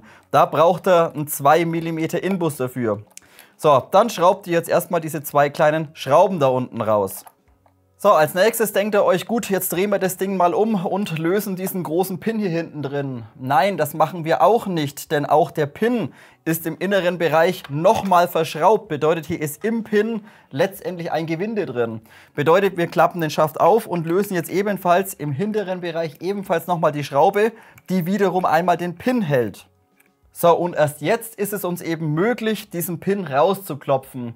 Warum finde ich es nicht ganz perfekt? Denn selbst wenn der Pin hier nur der Pin drin ist, wird der Schaft oder die gesamte Arretierung hier hinten ebenfalls im unteren Bereich nochmal über Nut- und Federsystem gehalten. Das seht ihr hier, bedeutet, er arretiert hier unten in diesem Gehäuseblock. Bedeutet, die beiden Schrauben da unten ergeben relativ wenig Sinn und auch der Pin, die Schraube hier hinten drin für den Pin, braucht bei meiner Meinung nach auch nicht wirklich, denn der Pin ist auch nochmal im inneren Bereich über den Karosseriesplint gesichert. Und selbst wenn ihr diese 3 Schrauben wegballert, hält der gesamte Schaft dennoch bombenfest. Also auf die 3 Schräubchen hätte man meiner Meinung nach einmal verzichten können. So, jetzt klopft man den fetten Pin hier einmal durch. So, dann ziehen wir ihn einmal raus. Jetzt ist er in dieser Position und jetzt ist eben unser Schaft einmal lose. Bevor wir aber jetzt den Schaft komplett abziehen, müssen wir zunächst mal hinten die Verbindung trennen. Bedeutet, wie beim Akku einlegen, einmal die Schaftkappe weg, dann nehmt ihr mal das Kabel raus und dann seht ihr, hier ist nochmal eine zusätzliche Steckverbindung. Diese lösen wir ebenfalls, ansonsten kommen wir mit den Kabeln später nicht durch. Bedeutet, der T-Stecker passt nicht durch die Öffnung. So, und dann seht ihr es vielleicht, oder habt ihr es gerade schon gesehen, eben dieses Nut- und Federsystem. Bedeutet jetzt den Schaft einfach ein kleines bisschen nach oben, dass er hier unten einmal aushakt und dann können wir ihn eben einmal entfernen. So, und dann machen wir erstmal weiter mit dem gesamten Rohr, damit wir das Modell ein kleines bisschen kompakter bekommen. Und jetzt denkt ihr euch, okay, hier ist ja so ein Wechselhebel, bedeutet, den drücken wir runter und dann können wir letztendlich unser Rohr nach vorne rausziehen. Nein, geht nicht. Bedeutet erstmal, wir klappen unseren Tragebügel oder Tragegriff einmal hoch. Und jetzt ja, natürlich, das Rohr wird und die gesamte Hop-Up-Kammer wird hierüber einmal gehalten. Da muss ich aber zunächst mal ansprechen, was von VFC leider auch nicht ganz perfekt ist. Bedeutet, für mich ist das Modell natürlich auch neu. Ich musste auch erstmal gucken, wie zerlege ich das, habe halt die Schrauben alle mal ein kleines bisschen gelöst und habe auch entsprechend einmal diese Schraube hier gelöst, weil ich nicht wusste, wie das Rohr rausgeht. Bedeutet, ich bin dann am Anfang hergegangen, habe das runtergedrückt, habe da geklopft, habe da gemacht, das Rohr hat sich null bewegt. Also bin ich vielleicht davon ausgegangen, okay, vielleicht muss man das halt entfernen, die Schraube. Und dann muss ich euch aber leider sagen, hier verbaut VFC eine sehr, sehr lange, aber sehr kleine Schraube. Bedeutet, es ist eine M2,5 mit einer Länge von, oh, keine Ahnung, bis gegenüberliegen vielleicht M2,5 mal 50 oder sowas. Aber diese 50 oder die Länge von der Schraube sind ebenfalls nicht vollständig ausreichend, damit die Schraube hier auf der gegenüberliegenden Seite in dieses Alu-Bauteil vollständig ins Gewinde reingeht. Bedeutet, die Schraube greift hier gerade mal vielleicht in 1 mm, vielleicht in 2 Gewindegänge, wenn es hochkommt. 2 oder 2,5 Gewindegänge. Und wenn ihr dann die Schraube nur ganz leicht handfest wieder anzieht, dann reißt ihr bei dem Teil hier sofort das Gewinde kaputt, da die Schraube eben nicht weit genug oder nicht lang genug ist. Dementsprechend dieses Bauteil hier leider nicht mehr gehalten und musste ich jetzt mit hochfester Schraubensicherung die Schraube eben einmal einkleben. Also vermeidet es definitiv, diese Schraube einmal zu lösen. Wie gesagt, könnt ihr auf der gegenüberliegenden Seite das Teil da ganz schnell einmal kaputt machen. Da hätte man meiner Meinung nach auch gerne einmal hier auf der Seite mal Stahl verwenden können, wenn man schon so wenig Gewindegänge einmal zur Verfügung hat und eben nicht irgendwie Aluminium. So, und jetzt fragt ihr euch eben, ja, wie bekomme ich denn jetzt das Rohr und die Hop-Up-Kammer da raus? Ja, das ist halt der nächste Punkt. Wie gesagt, ihr habt hier eine Arretierung. Ja, natürlich, aber VFC verschraubt das ganze Rohr im inneren Bereich nochmal. Bedeutet, oh, jetzt müssen wir mal gucken, ob wir da irgendwie Licht reinbekommen. Bedeutet, hier oben drin, da kommt er mit dem Schraubendreher relativ bescheiden hin. Da ist nochmal so eine ganz kleine Zylinderkopfschraube drin. Und die hält letztendlich ebenfalls die gesamte Hop-Up-Kammer und das gesamte Rohr. Bedeutet, ihr müsst jetzt hier innen drin erstmal diese kleine Schraube lösen, innen drin, bevor ihr überhaupt dann die Laufarretierung quasi verwenden könnt. Also schrauben wir mal die kleine Mini-Zylinderkopfschraube da jetzt einmal oben raus. Und wie gesagt, jetzt ist es eben möglich, einmal Zerlegehebel oder Rohrwechselhebel oder wie ihr das nennen wollt, einmal runterdrücken und dann ein kleines bisschen hier gegen den Trageriemen oder Tragegriff bisschen dagegen klopfen. So, und jetzt kommt eben das gesamte Rohr zusammen mit der Hop-Up-Kammer aus dem System einmal raus. So, und da seht ihr eben, hier hinten ist dieses kleine Mini-Gewinde drin, wo die kleine Mini-Zylinderkopfschraube reingeht. Also warum man das jetzt von innen nochmal verschrauben muss, wenn man hier eben schon das Nut- und Federsystem einmal verwendet, bedeutet, ja, es wird ja arretiert. Das ist halt auch bei anderen Modellen, ja, braucht man halt da keine Schraube. Aber gut, auf jeden Fall hier, wie gesagt, Rohr ebenfalls nochmal mit einer Mini-Schraube einmal im System gesichert. So, der Rest ist eigentlich selbsterklärend, wenn ihr jetzt zum Beispiel Hop-Up-Kammer mal raus haben wollt. Das ist genauso wie bei anderen Modellen einmal gelöst. Bedeutet, die gesamte Hop-Up-Kammer wird hier links und rechts über 2 Schrauben einmal gehalten. Bedeutet, wir lösen erstmal eine ein kleines bisschen an. Die müsst ihr auch nicht komplett rausschrauben, einfach so, dass der Kopf einmal rausschaut. Dann drückt er ein bisschen mit dem Finger oder mit der Hand dagegen, denn die Hop-Up-Kammer ist natürlich gefedert. Und dann löst er auf der gegenüberliegenden Seite ebenfalls die Schraube ein kleines bisschen an. Wie gesagt, müsst ihr auch nicht komplett rausschrauben. Und dann merkt ihr schon, da kommt die Federspannung. Und dann könnt ihr hier gesamte Hop-Up-Kammer zusammen mit dem Lauf einmal aus dem Rohr entnehmen. Der Rest ist dann bei der Hop-Up-Kammer selbsterklärend, bedeutet ganz normal C-Clip einmal entfernen hier vorne dran, um quasi Bucking und Lauf zu entfernen. Und wenn ihr in den Tensioner wechseln wollt, dann müsst ihr hier vorne drin einmal diesen Simmerring oder Sägering, wie heißen die, diese Spannringe einmal lösen. Da braucht ihr so eine spezielle Zange mit zwei so Spitzen raus, dann drückt ihr den einmal auseinander und dann bekommt ihr eben auch das Rädchen ab und dementsprechend kommt ihr dann einmal an den Tensioner ran. So, bei anderen LMGs würdet ihr jetzt rein theoretisch hier hinten, je nach Version oder je nach Modell, hier hinten einmal ans Federschnellwechselsystem rankommen, gerade fürs Ausland oder gerade für Österreicher, Schweizer interessant. Auch das liegt aber, oder die gesamte Gearbox liegt hier sehr tief einmal im Receiver oder im Gehäuse drin. Bedeutet, der Spring Guide, ja, er ist sichtbar, aber ihr braucht einen relativ langen Schraubendreher, um hier innen drin an den Spring Guide letztendlich einmal ranzukommen. Möglich ist das Ganze aber. So, und auch ist es jetzt leider nicht möglich, einmal die Gearbox, die ist jetzt hier zwar lose, denn die gesamte Gearbox wird im Gehäuse letztendlich nur über den Schaft gehalten. Bedeutet, ihr seht hier unten am Schaft, ja, seht ihr hier diesen Block rauskommen und der drückt letztendlich einmal gegen die Gearbox innen drin. Und hier gibt es keine andere Befestigung von der Shell. Also wie gesagt, die Shell wird nur über den Schaft gehalten. Sobald der Schaft arretiert ist, ist auch die Shell fest. Es ist euch aber hier auch dennoch nicht möglich, die Gearbox jetzt einmal nach hinten rauszuziehen. Bedeutet, diese ist jetzt zwar lose, aber die bleibt irgendwo hängen. Und auch müsst ihr natürlich aufpassen, dass im unteren Bereich natürlich auch die Stromverbindung noch vorhanden ist. Bedeutet, wir machen hier unten mal die Klappe auf und dann seht ihr eben hier unten drin einmal die Stromverbindung fürs Magazin. So, und selbst wenn ihr jetzt hier einmal den Stecker hier löst, müsst ihr natürlich auch aufpassen, dass wenn ihr die Gearbox nach hinten zieht, dass ihr hier den Stecker oder die Kabel hier unten nicht abreißt. Ist nicht ganz schön, aber wie gesagt, selbst hier bleibt die Gearbox dennoch jetzt irgendwo innen drin einmal hängen. Also ihr könnt zwar an der Shell ziehen, aber ganz raus geht sie nicht. Ich möchte jetzt hier auch ehrlich gesagt nicht mit Gewalt vorgehen. Dementsprechend lösen wir auch den oberen Aufbau. Bedeutet zunächst einmal dieses obere Magazin hier. Da habt ihr Senkkopfschrauben drin. Hier einmal 4 Stück. Einmal hier hinten, hier vorne. Und da müsst ihr später auch wieder aufpassen, denn wenn ihr euch das mal anschaut, die Schrauben liegen sehr weit außen an der Kante von diesem Plastik. Und das ist auch einfach so ein, ja, irgendwie so ABS oder halt irgendwas nicht wirklich Robustes. Dementsprechend später die Schrauben wirklich nur ganz leicht handfest. Ansonsten bricht euch hier sofort einmal der Kunststoff nach außen durch. So, also lösen wir hier oben alle 4 kleinen Senkkopfschrauben. Die 4 Schrauben einmal gelöst, werdet ihr schon merken, da hinten kommt ein bisschen Federzug drauf. Bedeutet, das ganze Abdeckblech da oder der Abdeckkunststoff möchte nach oben weg. Bedeutet jetzt einfach langsam und vorsichtig ein bisschen kommen lassen. Hier hinten kommt jetzt eben einmal der Hebel mit raus und da müsst ihr eben aufpassen. Da habe ich jetzt bei der ersten Demontage und Montage gestern, habe ich hier bei der Feder ein kleines bisschen Fett aufgetragen. Denn andernfalls fällt euch hier einmal die Feder aus diesem kleinen Hebel hier einmal raus. Also wie gesagt, hier aufpassen, dass ihr die Feder nicht verliert. Und hier das Teil, dieser Schieber, der bleibt hier letztendlich dran hängen. Da müsst ihr später bei der Montage, müsst ihr das einfach hier oben wieder einmal einhaken, dann umdrehen und wieder absenken, damit der hier oben quasi in dieser Nut läuft. So, also legen wir uns das Teil einmal auf die Seite.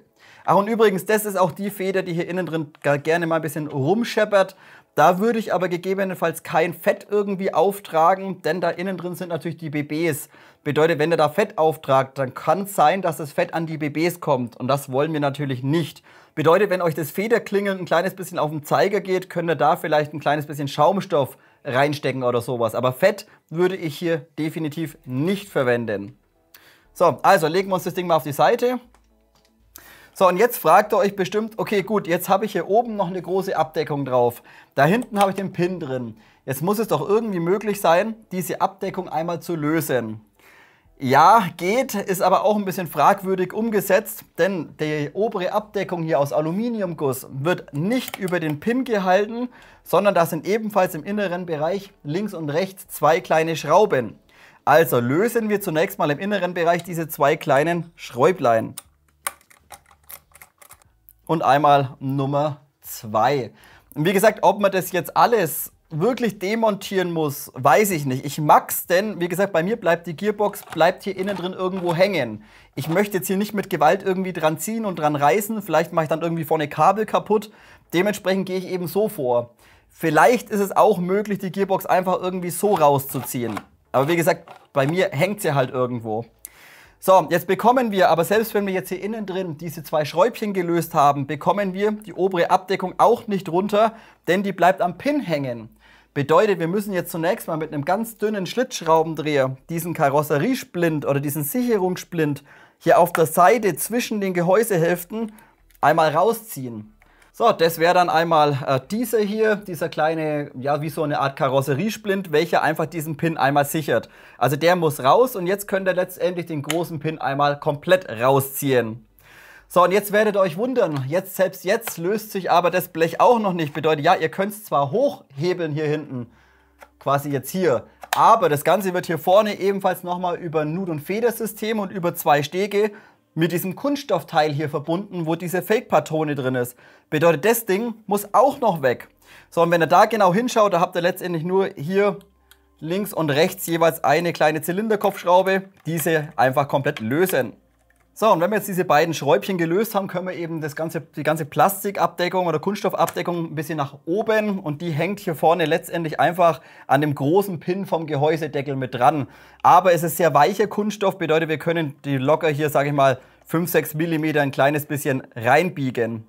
So, und jetzt ist es eben möglich, dass wir die Gehäuseabdeckung hier hinten einmal hochziehen, dann den Kunststoff ein bisschen nach vorne drücken und dann letztendlich dieses gesamte Abdeckungsteil oder die gesamte Abdeckung einmal nach hinten zu entnehmen. Und hier seht ihr eben vorne dran ist eben diese zwei Zacken oder dieses Nut- und Federsystem, was letztendlich im unteren Gehäuse einmal arretiert.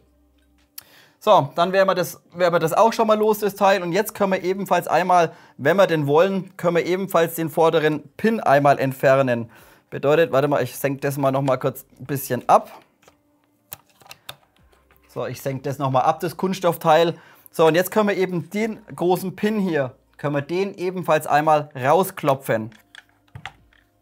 So, dann ziehen wir noch ein kleines bisschen und auch dieser wird hier vorne drin über so einen Karosseriesplint letztendlich einmal gesichert. Also der fällt euch nicht komplett einmal raus. Jetzt ist es euch aber möglich, die gesamte obere Abdeckung einfach abzunehmen und eben auch dieses kleine Kunststoffteil mit dieser Fake-Patrone ebenfalls einmal abnehmen. Okay Leute, da habt ihr einmal, oh da ist der Ding, da müssen wir aufpassen, da ist einmal der Indikator, letztendlich Loading-Indikator, dieses kleine dünne Plastikteilchen hier, da müssen wir ein bisschen drauf achten, aber ihr seht, jetzt ist einmal die Gearbox sichtbar. Bedeutet, wir können diese jetzt nach oben rausnehmen. Achtet aber, wie gesagt, wie vorhin schon gesehen, im unteren Bereich drauf, dass ihr die Steckverbindung zum Magazin löst. Wie gesagt, hier Spannhebel aufmachen, hier unten drin, diese Steckverbindung, die muss gelöst sein, selbstverständlich. So, jetzt Gearbox einmal nach hinten ein kleines bisschen und dann können wir die eben nach oben einmal entnehmen. So, voilà, Gearbox ist einmal draußen. So, um diese kümmern wir uns später nochmal im Detail. Zunächst einmal möchte ich aber auf dieses vordere Magazin eingehen. Also Leute, lasst uns mal im Detail über dieses brandneue Feeding-System in diesem MG4 kurz drüber quatschen. Ich habe es euch vorhin schon mal ganz kurz überflogen, wie das Ganze vonstatten geht und was mich auch an dem System leider ein kleines bisschen stört. Das sind eben immer die verbleibenden BBs in der Waffe und das ewige Rumrollen. Also selbst wenn man eben kein Boxmagazin verwendet, sondern nur das innere Magazin, rasseln die ganze Zeit die BBs da drin rum. Da bin ich leider kein Fan davon. Hätte ich mir vielleicht ein kleines bisschen mehr erhofft. So, wie geht das Ganze vonstatten? Jetzt kann man es eben hier sehr schön sehen. Ihr habt es mitbekommen, wir haben hier oben einmal diese Abdeckung letztendlich einmal demontiert. Hier werden einmal 400 BBs reingefüllt.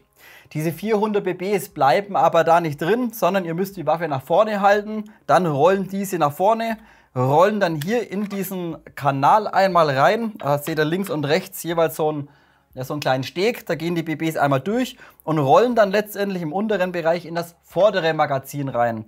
Und da passen, glaube ich, auch nochmal um die 500 BBs rein. Also insgesamt könnt ihr rein, nur in der Waffe, nur im Gehäuse 900 BBs einmal reinkippen letztendlich. Aber wie gesagt, die rasseln halt alle drin rum.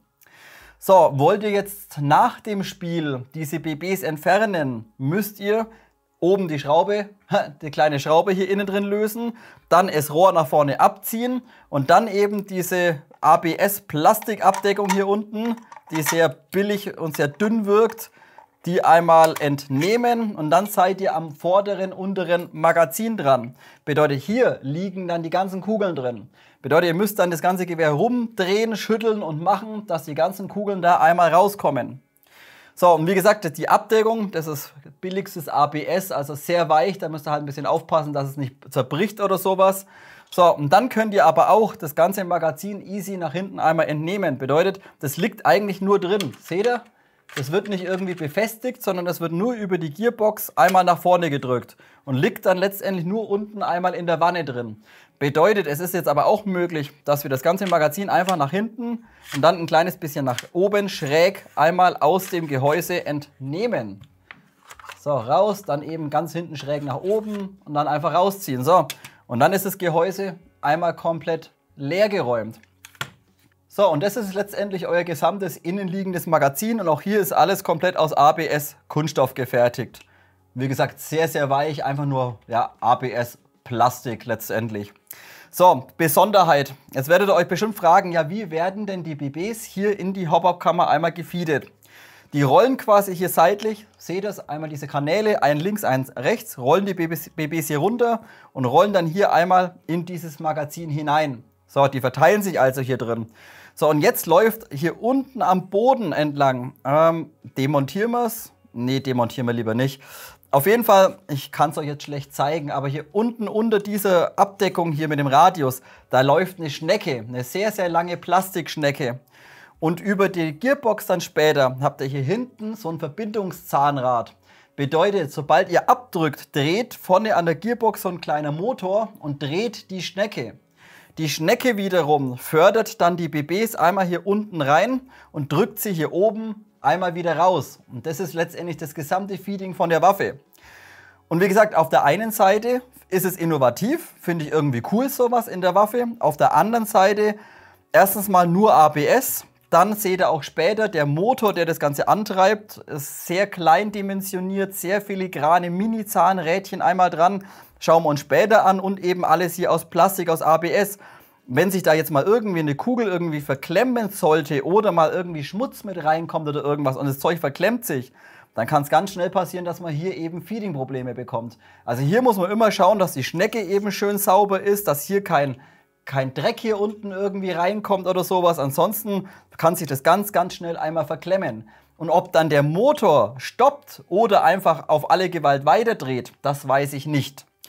Also hier auf der einen Seite geil, auf der anderen Seite finde ich, ist es, ja, es ist schon irgendwo innovativ, aber vielleicht von der Umsetzung, ja, hätten wir vielleicht auch irgendwie anders lösen können. Kleines Beispiel, wir haben ja seitlich den Spannhebel dran. Da hätte man doch bestimmt irgendwie an den Spannhebel eine Art Feder und eine Druckplatte befestigen können, dass wenn man den Spannhebel nach hinten zieht, dass man sozusagen eine Feder spannt. Dann hätte man sagen können, okay, dann lade ich im gespannten Zustand meine ganzen Kugeln rein und dann löse ich den Spannhebel wieder, dass quasi alle BBs einfach über eine Feder auf Spannung sind und eben gefeedet werden. Wie gesagt, wäre vielleicht auch eine Möglichkeit gewesen, aber so, ja, wie gesagt, ich weiß nicht ganz, was ich davon halten soll. Auf der einen Seite das Rasseln stört mich halt ein kleines bisschen und die Fehleranfälligkeit gegebenenfalls, ich kann es natürlich nicht bestätigen, eventuell auch halt sehr, sehr viele Bauteile, alles sehr filigran, alles aus Kunststoff.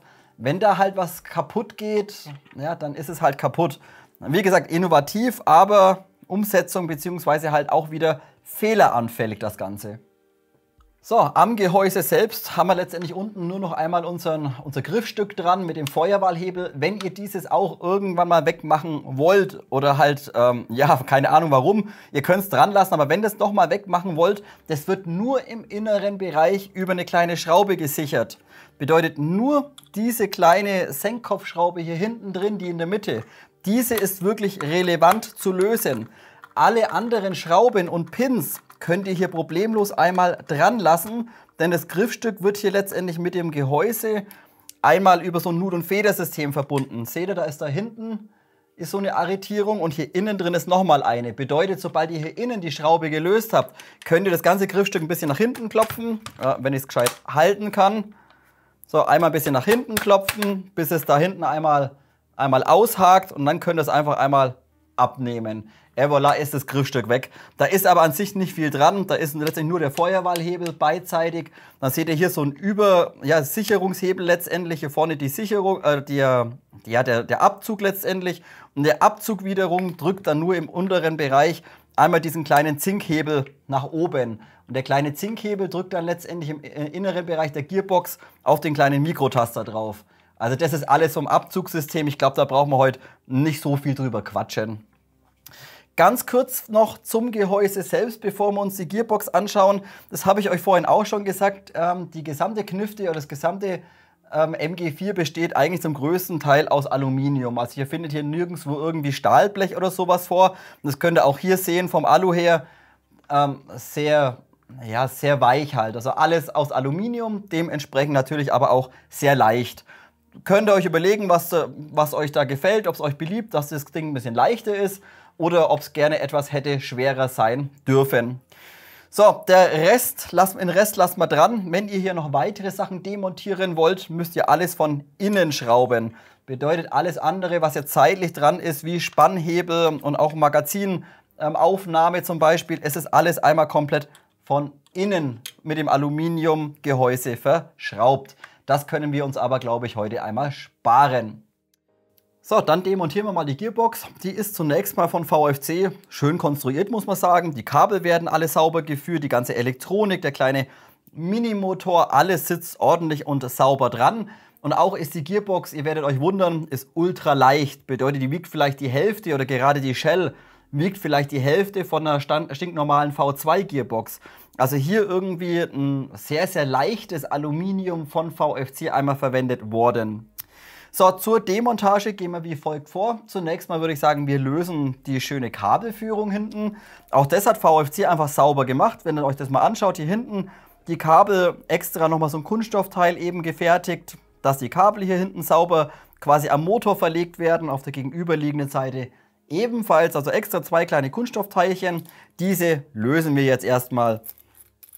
So, einmal Kabelführung Nummer 1, die Schrauben, die stecken wir uns am besten wieder rein, damit wir nicht durcheinander kommen. Und dann drehen wir das Ganze mal um und lösen ebenfalls die hintere Kabelführung auf der gegenüberliegenden Seite. Die müssen wir nicht unbedingt komplett wegmachen, leicht anlösen, dann können wir es ein bisschen wegklappen, dass das Kabel frei wird. Und dann schrauben wir es einfach wieder, ja, und dann fliegt der Schraubendreher runter. Dann schrauben wir es einfach wieder ganz leicht handfest einmal zu.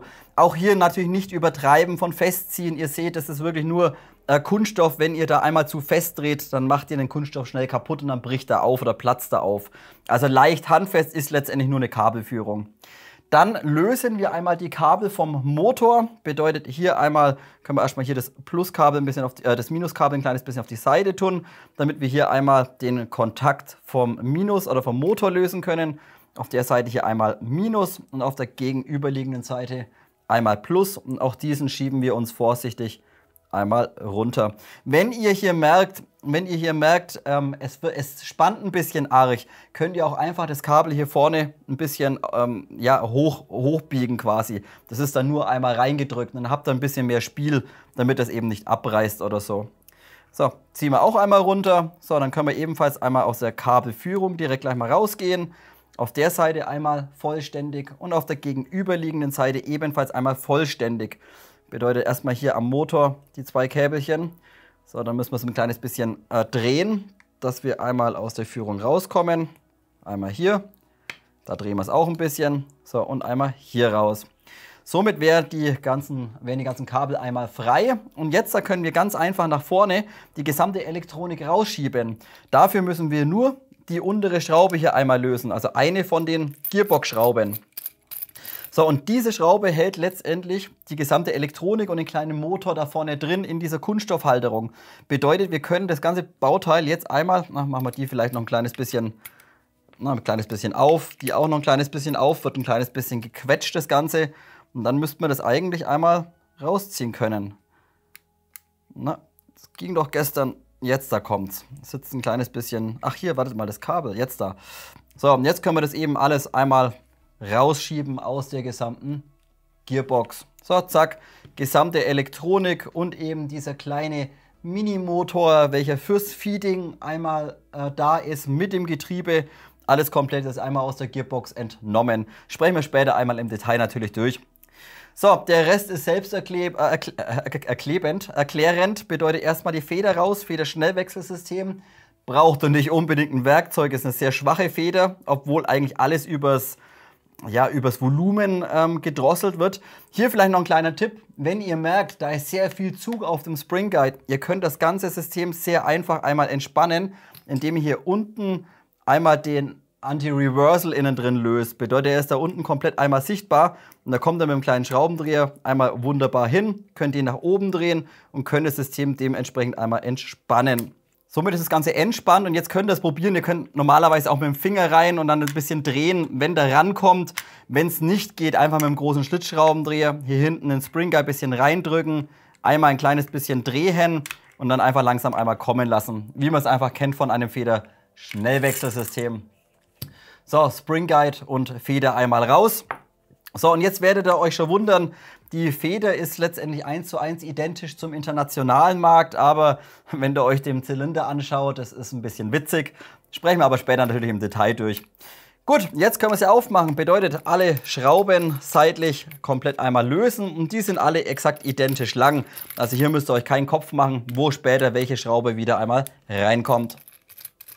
Alle Senkaufschrauben raus, fehlt wie bei einer V3 Gearbox noch einmal oben dieses Klemmblech letztendlich. Das könnt ihr probieren mit dem Finger abzuziehen. Wenn es nicht geht, nehmen wir einfach einen kleinen Bit oder irgendwas und klopfen uns das ein kleines bisschen nach vorne. Dieses schwarze Blech da oben einfach. Das ist vor der Kamera wieder schön zu zeigen. So, jetzt da. Bisschen angeklopft und dann seht ihr, wenn ihr das hinten ein bisschen runter geklopft habt, dann läuft es mega leichtgängig. Wird also nicht wirklich fest geklemmt oder sowas. So, einfach abziehen das ganze Ding und dann können wir die Gearbox einmal vorsichtig aufmachen. Bedeutet, wir hebeln hier ein kleines bisschen, da ein kleines bisschen, hinten am Motor noch ein kleines bisschen. So, und dann eben einfach einmal aufklappen. So, voilà, hier ist einmal die MG4 Gearbox. Gut, Leute, das soll es gewesen sein. Demontage und Konstruktion. Dementsprechend machen wir weiter einmal mit den Internals. Also Leute, schauen wir uns auch die Internals von dem MG4 einmal im Detail an. Die Gearbox habt ihr vielleicht bei der Demontage gerade schon gesehen, ist eine neu konstruierte Gearbox-Shell seitens VFC, ähnlich aufgebaut wie beim M249 von A und K und bei den ganzen anderen LMGs, die man eigentlich auf dem Markt kennt, aber dennoch natürlich ein paar kleine Besonderheiten. Wie vorhin schon mal ganz kurz angesprochen, die Gearbox ist im Vergleich zu anderen ultra leicht, also die wiegt 0. Ungefähr die Hälfte wie eine stinknormale V2 Gearbox Shell, also da ist irgendwie vom Aluminium, ist mega leicht, mega leicht das Ganze. Von der Konstruktion können wir überhaupt nicht meckern, das ist vollkommen in Ordnung, schön robust und massiv gefertigt das Ganze. Bedeutet, ihr seht auch wie bei einer V3 Gearbox zieht sich der obere Radius, also die obere Hälfte zieht sich relativ weit runter, dementsprechend viel Material hier oben einmal vorhanden, auch im unteren Bereich richtig schön massiv von der Wandung her. Also da können wir in Sachen Haltbarkeit können wir da überhaupt nicht schimpfen. Das ist tipptopp. Auch das Federschnellwechselsystem, wie vielleicht schon gesehen, ist jetzt zwar für Deutschland uninteressant, aber gerade internationale Zuschauer, Österreicher, Schweizer, Spring Guide einmal hier hinten drin, Standard Spring Guide mit 2 Flügeln und hier aber nicht aus Stahl, sondern das ist ein ganz normaler Aluminium Spring Guide ohne Axiallager hinten drauf. So, der liegt letztendlich nur einmal hier hinten drin und wird nur über 2 Flügel einmal geführt. Das sollte aber definitiv ausreichend sein, denn die Flügel sind im Vergleich zu anderen relativ breit gewählt. Also wie gesagt, hier das Ganze eben für den internationalen Markt mit Feder-Schnellwechselsystem. So, dann seht ihr ebenfalls, dass hinten ein Motorkäfig direkt wieder mit dran ist und hier ist ein stinknormaler Short-Type-Motor drin verbaut. Sonst braucht man eigentlich zu der Gearbox nichts großartig sagen, alles schön abgerundet, aber die Fertigung oder der Guss ist nicht ganz perfekt, zumindest bei meinem Modell, denn wenn ihr die beiden Gearbox-Hälften mal zusammensteckt, dann sitzt es zwar wunderbar zusammen, aber wenn ihr hier mal herschaut, hier oben, jetzt drücke ich sie hier zusammen, da ist sie richtig schön bündig, aber wenn ich sie jetzt einmal umdrehe, dann klafft sie hier unten, klafft sie circa 1 Millimeter einmal komplett auf. Wenn ich sie jetzt aber hier unten zusammendrücke, dann klafft sie mir wiederum einmal hier oben auf.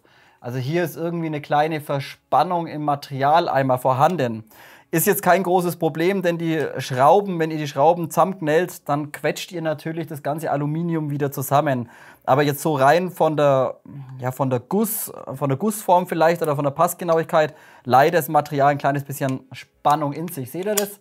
Wenn ich sie unten zusammendrücke, warte mal, da vorne muss ich rein. Wenn ich sie unten zusammendrücke, klafft sie oben komplett auseinander.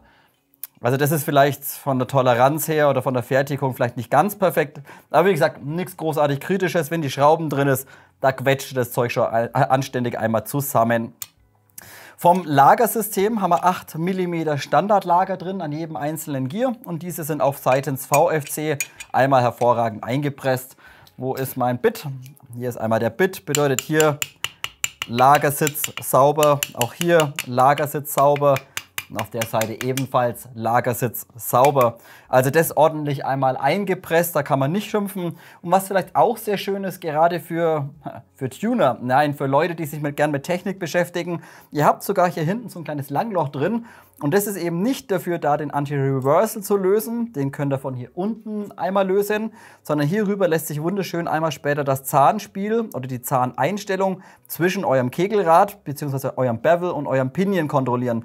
Bedeutet, könnt ihr wunderschön rein, könnt die Höhe sehen, wie tief einmal das Pinion ins Bevel reingreift und ebenfalls mit einem kleinen Schraubendreher einmal das Zahnspiel kontrollieren. Könnt ihr auch hier unten dann machen.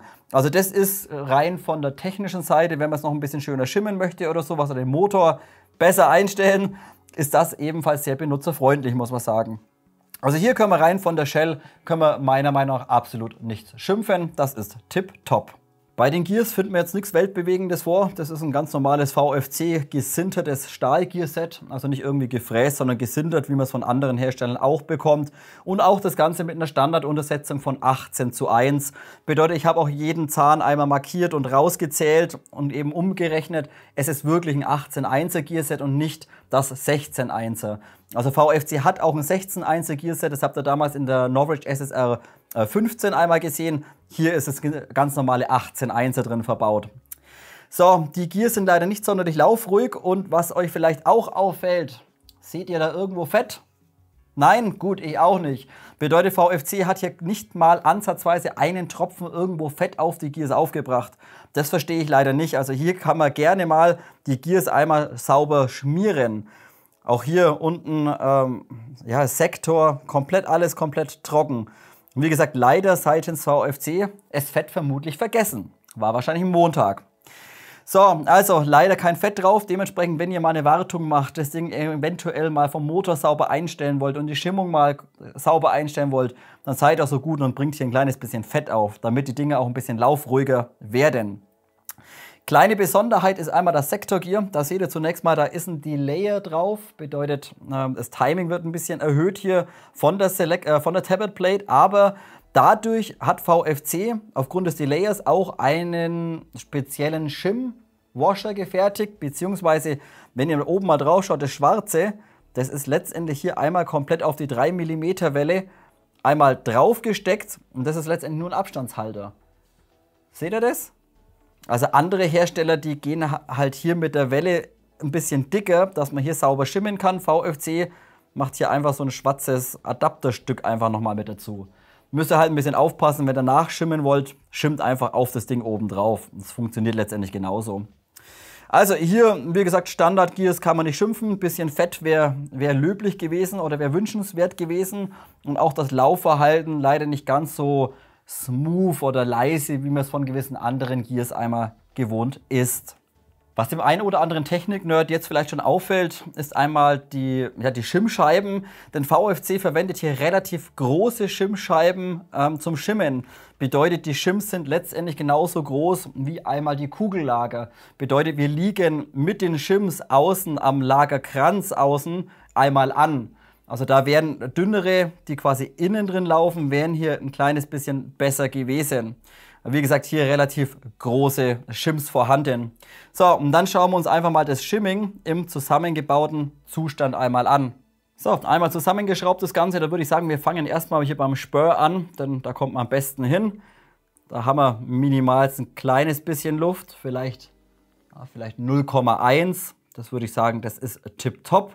Aber ihr seht es auch, wenn man jetzt hier das Spurgear anhebt, seht ihr vielleicht hier, wenn ihr mal auf das Lager achtet vom Sektor, seht ihr, dass das Sektorgear auch noch ein kleines bisschen mitkommt, minimalst.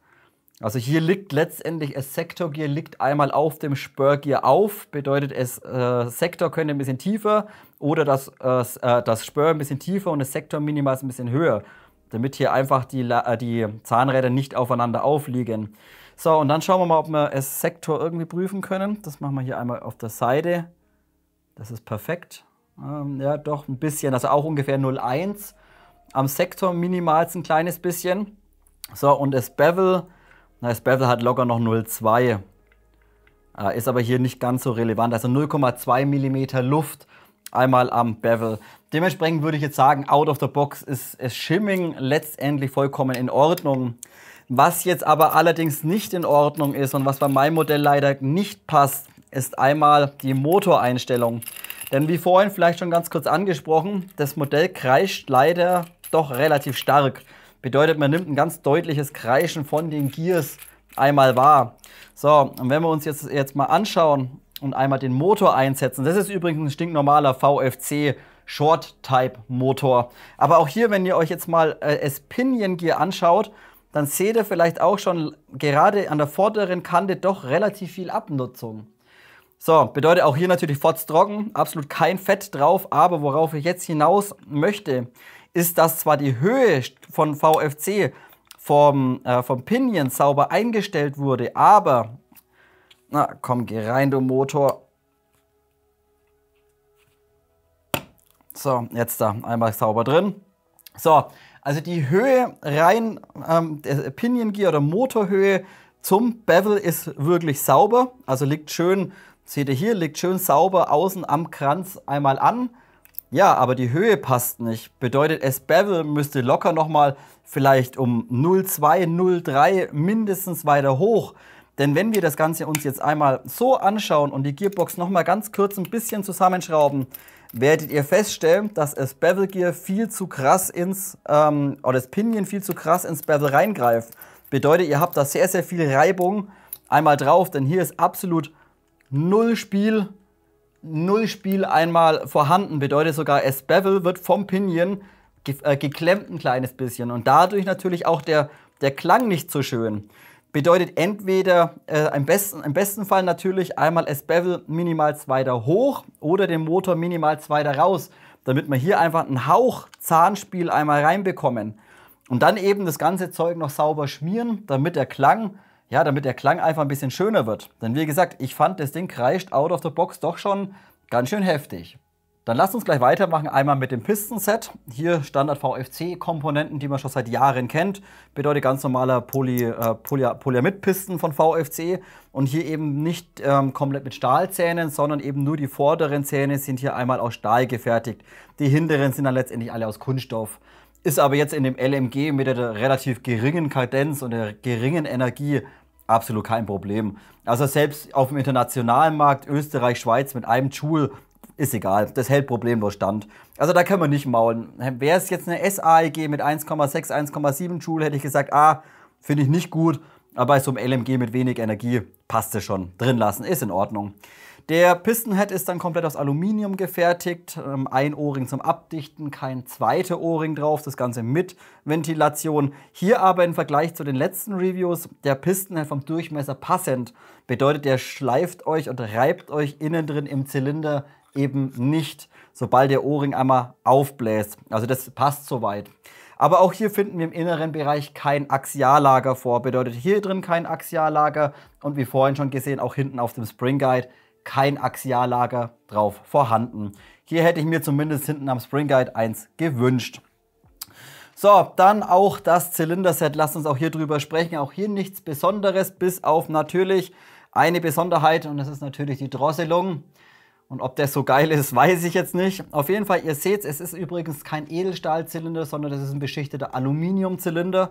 Also sehr, sehr leicht das Ganze. Und eben ein Typ, was ist denn das? Keine Ahnung. Typ B oder sowas. Bedeutet, ihr seht die Volumenreduzierung sehr weit nach vorne gezogen. Und wenn wir dann das Ganze mal ausrechnen mit verbautem Zylinderhead, dann haben wir hier letztendlich nur einen genutzten Hub von 17,6 mm.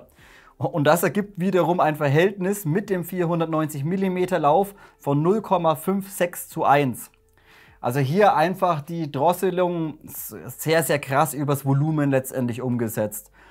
Wie gesagt, manche machen es über Feder, andere machen es halt übers Volumen, wieder andere machen es im besten Fall über einen Short Stroke. Kommt aber natürlich immer ein bisschen auf den Lauf drauf an. Dementsprechend, ob man das jetzt gut findet oder nicht, das lasse ich jetzt einfach mal dahingestellt. Also wie gesagt, wir nutzen letztendlich nur im vorderen Bereich 17 mm, um die Kugel einmal zu beschleunigen. Dementsprechend braucht man natürlich auch kein 0,25er in das Ding einmal reinpacken. So, der Pistonhead ist dann Kombination oder Standard VFC, muss man zunächst mal sagen. Sorbopad hinten drauf relativ weich. Der Korpus an sich aus Plastik gefertigt oder aus Kunststoff gefertigt, müsste auch PA sein. Und das Röhrchen ist dann letztendlich einmal aus Stahl und zwar in den Kunststoff einmal eingepresst. Also hier so ein Verbund letztendlich aus mehreren Werkstoffen. Da können wir nicht maulen, der sitzt sauber drin, tut was er soll und ist vollkommen in Ordnung, auch mit der Gearbox Shell. Bedeutet auch, der Zylinderhead passt hervorragend einmal hier vorne in die Gearbox rein, sitzt sauber mit den Löchern drin, liegt schön bündig vorne an, dementsprechend in Ordnung und da brauchen wir auch nicht jetzt unbedingt einen aus Aluminium. Ich meine, es ist eine 0,5er und selbst mit einem Joule könnt ihr das Plastikding da einmal drin lassen. So, dann haben wir noch einmal die Nozzle. Die Nozzle ist aus Kunststoff gefertigt, also Kunststoffnozzle mit O-Ring hinten drin, das ist tipptopp, die läuft auch schön sauber, einmal auf dem Zylinderhead, bedeutet hier nicht zu viel Reibung, aber auch in Schussposition nur ganz, ganz minimal, ein Hauch Luft. Das ist vollkommen in Ordnung und funktioniert tadellos. Die Länge, wenn euch mal die Nozzle kaputt gehen sollte, die Länge sind hier 20,8 mm. Also ein kleines bisschen aufpassen, 20,8 mm.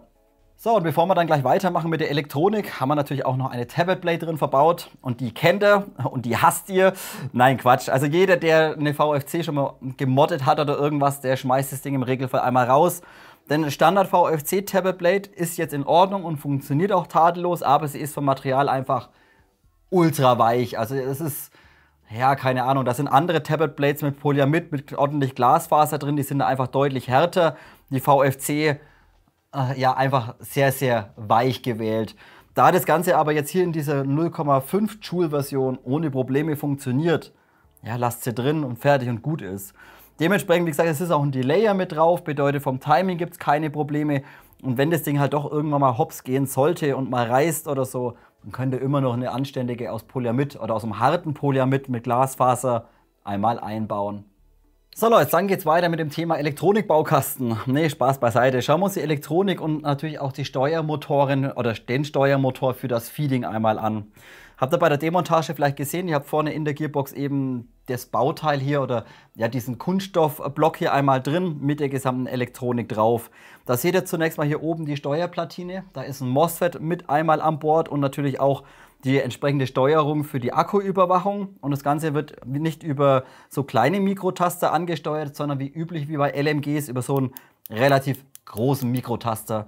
Aber wie gesagt, das Ganze läuft jetzt eben nicht einfach nur durch den Mikrotaster, sondern wird eben über ein MOSFET einmal drüber geschalten letztendlich. Also hier auch das Ganze mit einer Software drauf, aber natürlich keine Zyklenüberwachung oder sowas. Brauchen wir natürlich in dem MG4 nicht, denn das Ding schießt eh nur Full Auto. Aber eben die Akkuüberwachung ist mit an Bord, egal ob ihr jetzt einen 11.1er oder eben einen 7.4er verwendet. Ich habe mir sagen lassen von Umarex, die Akkus schalten relativ spät ab. Bedeutet, der 11.1er wird bei 9 Volt gecuttet und ein 7.4er wird bei 6 Volt gecuttet. Bedeutet je Zelle nur 3 Volt.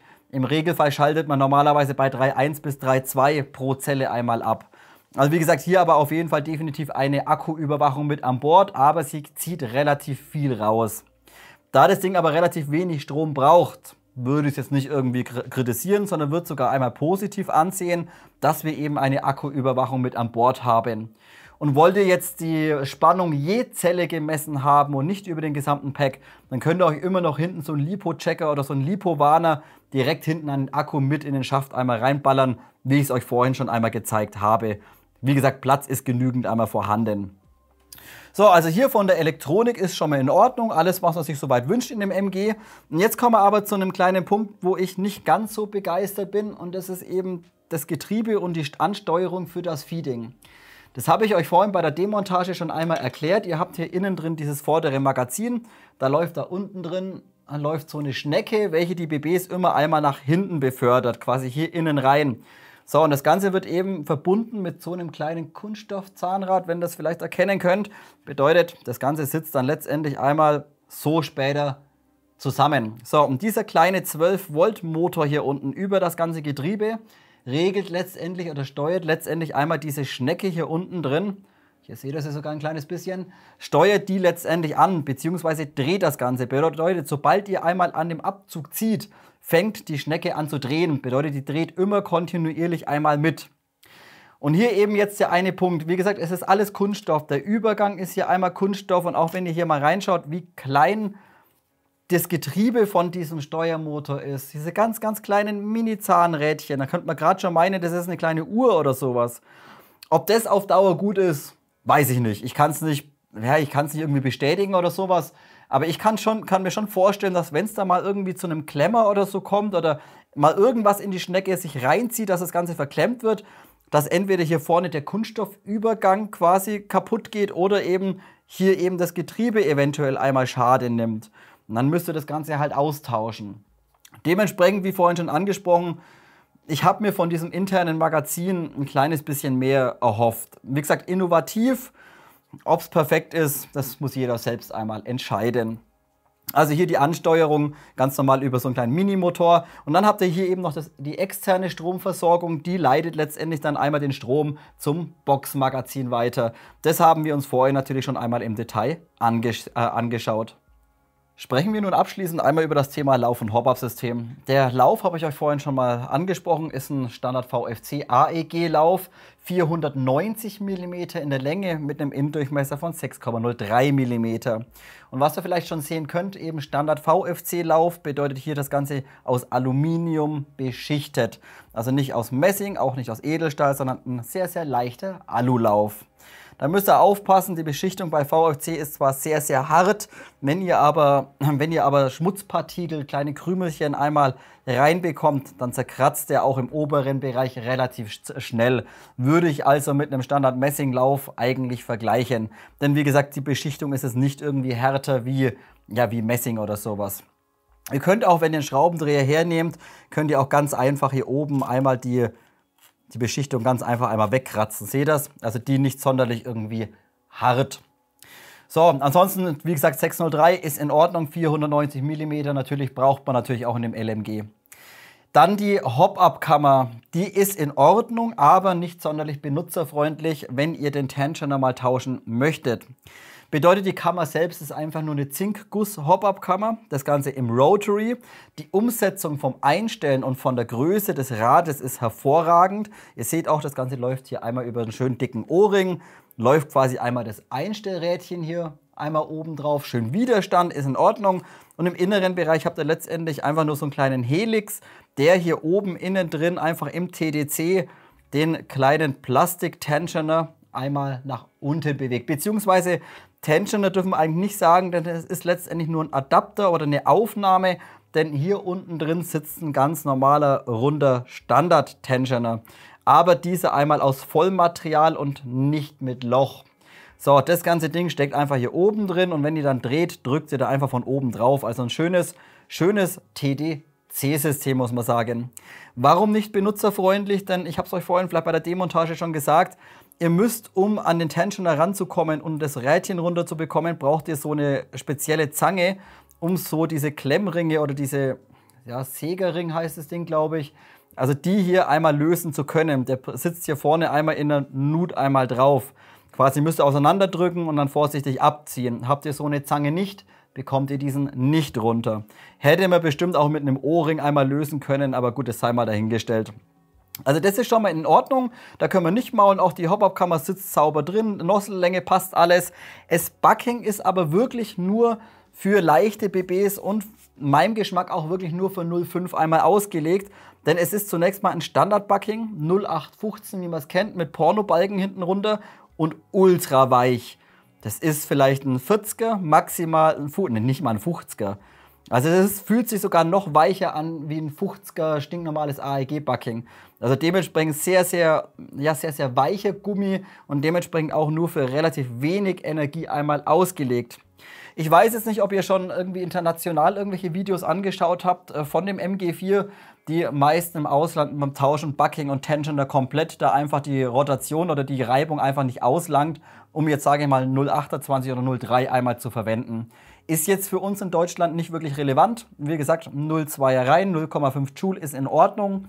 Für Österreicher, Schweizer mit einem Joule würde ich gegebenenfalls auch das Bucking, wenn in der internationalen Version auch dieses Weiche drin ist, dann würde ich zumindest dieses einmal tauschen. Denn wie gesagt, es ist halt für mehr Kugelgrammatur 0,5er, 20, 0,8er, 20 oder sogar 0,3 nicht geeignet, absolut ungeeignet.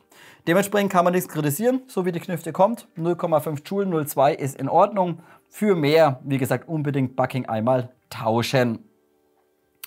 Gut, mehr braucht man, glaube ich, zu dem Thema Hop-Up nicht ansprechen.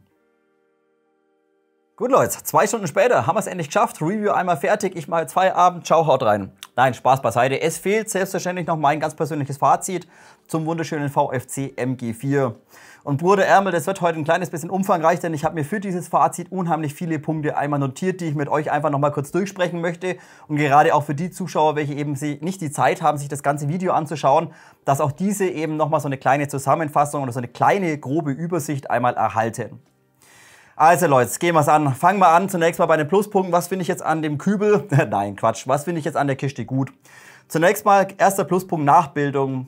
Natürlich, man hat jetzt überhaupt erstmal die Möglichkeit, ein MG4 als Airsoft-Version zu bekommen. Und jetzt, ich finde es auch schön, dass eben Umarex hier Geld in die Hand nimmt und zusammen mit VFC überhaupt so ein Modell zu entwickeln. Das macht auch nicht jeder Hersteller oder jeder Lizenznehmer. Dementsprechend klasse, jetzt eben auch als Airsoft so ein MG4 erhältlich. Und das Ganze ist auch noch von VFC wirklich sehr, sehr schön einmal umgesetzt worden. Dementsprechend hier der erste Pluspunkt. Der zweite Pluspunkt ist die Verarbeitungsqualität, die Passgenauigkeit. Die ist zu 95% perfekt. Es gibt 5% und es gibt 2 kleine Dinge, die mich ein bisschen stören. Das ist zunächst mal die Aufnahme von dem Tragegriff hier oben. Der wackelt mir ein kleines bisschen zu stark.